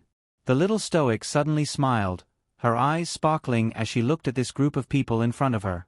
Doya felt as if there were a myriad of flowers before her eyes, and even frost flowers were blooming along with her. She was incredibly delighted. Oh my, her little stoic junior sister was actually smiling so cutely at her. Her heart was about to melt. "Your Highness the Crown Prince, Crown Princess, it's truly great to see you." Ao Yi and his group couldn't help but want to cry. Their recent experiences were simply indescribable, and they felt bitter just thinking about it. Originally, Man wanted to follow the Crown Princess to the 6 prefectures, but an accident happened once they arrived at Shuntian Prefecture. Afterwards, they were forcefully bought and abducted back to Fire Smelting City and Icebound City, so they couldn't train with the Crown Princess for a long time. The days of being cut off from the rest of the world were too unbearable. Yu Xiao and his group silently shed tears. Aber looked at their bitter faces and couldn't help but want to laugh. His small lips curled up as he cracked a smile. "Are you also here to participate in the Sun-Moon Secret Realms training?" Only then did everyone realize that the little stoic and the others must have come here for the same purpose as them. Liang Qingqing was instantly overjoyed. "Oh my, little junior sister, this is truly great. We haven't had fun together for a long time. This time, we must go together, ah." Wei Nanfeng couldn't resist rolling his eyes. "Do you know how to speak? What fun. It's clearly training." The little fellow nodded happily. "What treasure do you want? I'll find it for you." She spoke as if the entire secret realm was already in her pocket. Holy Sun Mi Yen fumed and glared at the little stoic, irritably glaring at her. Then, his face filled with suspicion as his gaze swept over Qi Xianxian, Liang Qingqing, and the others. Originally, this stoic face already had a dozen or so allies. If the dozen or so freaking people from Fire Smelting City and Icebound City were added, wouldn't the stoic face's allies reach nearly 30 people? Was this appropriate after entering the secret realm? There were only about 40 people from the Temple of Light that had entered the secret realm. The stoic face's allies could already catch up to their employer, the temple. Holy Sun Mi Yan's handsome face was gloomy as he carefully examined the little stoic and her allies. The more he looked at it, the more his head hurt. The strength of this allied legion did not seem weak. "Do you guys like elixirs or spirit artifacts? If only I could find a few divine artifacts." When the little stoic saw that her family's allies had arrived, she also added a few more sentences. But as these words fell into Saint Sun Mi Yan's ears, the more he heard, the more he felt something was wrong. This stoic face was really not reserved at all. It was as if the Sun-Moon mystery realm was opened by her family. She acted like she was rich and overbearing. It was as if she could just wave her small hand and let her allies take whatever they wanted. He. Holy Sun Mi Yen sneered sinisterly. At this time, Crown Prince Mo had also walked up. He nodded at Situ Yi and the others and said, "Let's find a quiet place to talk." Crown Prince Lien is right. Wei Nanfeng nodded repeatedly and said with a smile, "Let's not stand here and block the way. Let's go back and continue the barbecue. We can chat while we eat." The group didn't wait for Holy Sun Mi Yen to speak and went around behind the tree in a hubbub. They had originally set up a small camp at the back and were barbecuing when they heard Liang Qingqing's exclamation of "little junior sister," so they all ran over. Now that everyone had returned to that small camp, they all laughed out of anger with a single glance. Broken dreams. Make up for it tomorrow.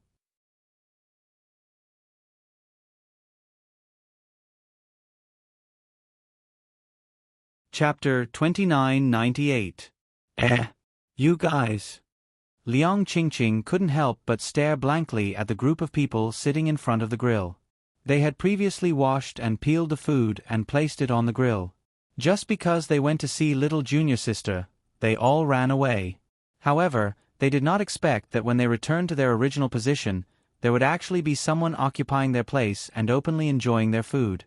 He had never seen or heard of such a thing before. Wei Nanfeng chuckled and said sarcastically, "I've seen shameless people before, but I've never seen such shameless people. I say, brothers, this food doesn't seem to be yours? You can actually eat it with such a clear conscience?" There were currently 7 to 8 people sitting in front of the grill. To be specific, they were 7 brawny men and a graceful woman with a red veil over her face. Those 7 brawny men were currently eating the food on the grill without even lifting their heads.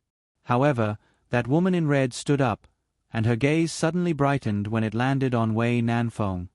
"Yo, this little brother, don't be so angry." Our dear Wei Nanfeng practically ducked behind the little stoic out of reflex. Looking at the people around him, he really wasn't the only one who reflexively moved like him. The most hilarious was still the little stoic. She also reflexively extended her small hand to block the woman in red and immediately shouted, "What are you doing?" Mo Lien twitched her mouth and lamented in her heart, "Where did this bunch of scoundrels get this bad habit?" They reflexively ducked behind his wife when they encountered a woman who was stirring up trouble. It simply made one's heart stifled.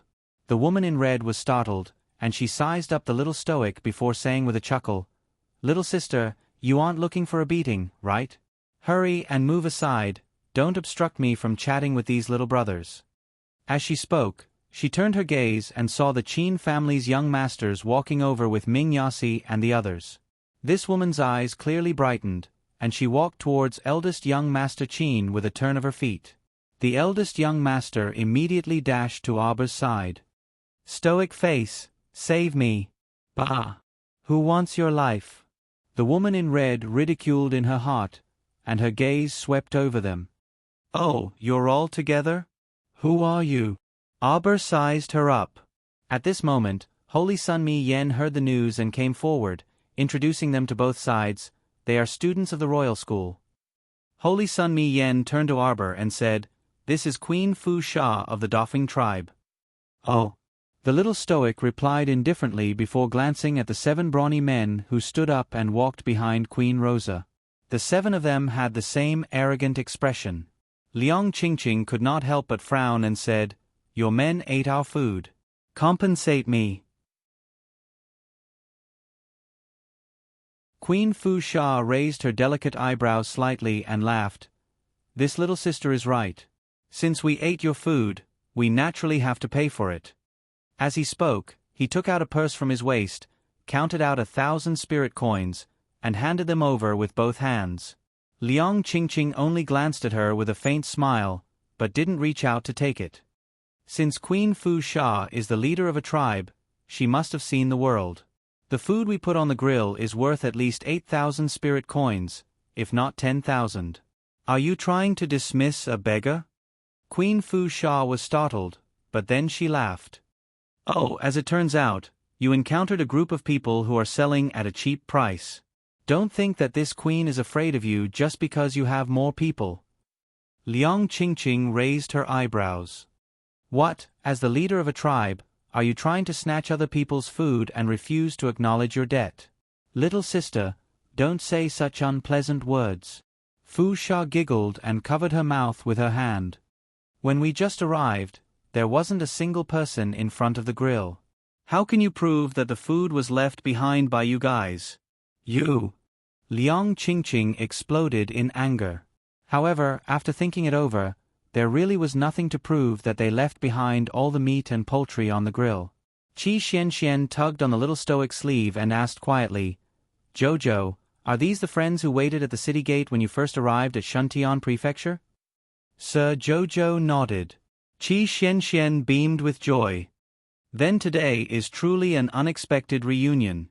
At this moment, Liang Qingqing and the others were also curiously sizing up Qi Xianxian and the others. Now wasn't a good time to introduce each other's identities or speak. She was busy negotiating with that whatever queen, so when she heard this, she only smiled at Qi Xianxian and nodded in greeting. Since there's no way to prove it, then... Who said there's no way to prove it? Abba said aloofly. Oh. Fu Sha's lips turned up slightly. How do you want to prove it?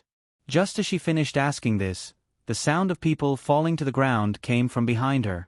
When Queen Fu Sha turned around to look, she was a bit stupefied. What was going on? The 7 strong men who were fine just now were all on the ground now. Their heads were tilted, their limbs were twitching, and white foam was even coming out of their mouths. This clearly looked like they had been poisoned. Queen Fu Sha turned around with a swish and glared at Abba. She shouted harshly, "You poisoned them?" Qiao Mu calmly nodded her small head. In order to prevent others from secretly eating it, we've smeared poison on our food beforehand. Mo Lien and Duan Yu couldn't help twitching their mouths. Everyone else was instantly speechless. What kind of freaking taste do you have? How could you be so ruthless to yourself just to prevent others from secretly eating? Queen Fu Sha's eyes were about to pop out of their sockets. Little miss, do you need to go to this extent? The little girl nodded in all seriousness. 1 antidote pill costs 100,000 spirit coins. 7 pills are a fixed price, so I'll give you a discount of 680,000 spirit coins. No bargaining. Everyone, ha ha ha ha ha. Liang Qingqing was in a good mood and laughed heartily. My heavens! Their little stoic was seriously too amusing. When she opened her mouth earlier, she only asked for 18,000 spirit coins for food expenses. When it came to the stoic face, the no bargaining price was 680,000 spirit coins. Ha ha ha ha. Looking at Queen Fu Sha's eyes that were spitting fire, everyone could imagine how dark the face under the veil was. Holy Sun Mi Yen was actually in the mood to watch a good show. He also didn't know what was wrong with him. It seemed like he really was in a good mood when he saw the little stoic dissing people. What was going on? It seemed like he was in a strange mood. For example, he was used to being frequently dissed by the stoic face. One day, he suddenly discovered that it was really quite satisfying to sit and watch the situation unfold while smiling as the stoic face dissed others. Holy Sun Mi Yen creased his brows slightly, inexplicably feeling that there might be something wrong with him. Cough, cough, cough. Mo Lien coughed lightly and said while holding back her laughter, Jojo, antidote pills are hard to make. Isn't it too cheap to sell them for 100,000 spirit coins per pill? This chapter and 2 chapters are combined into one. Oh, catch up on the update. Right now, the normal update time is midnight.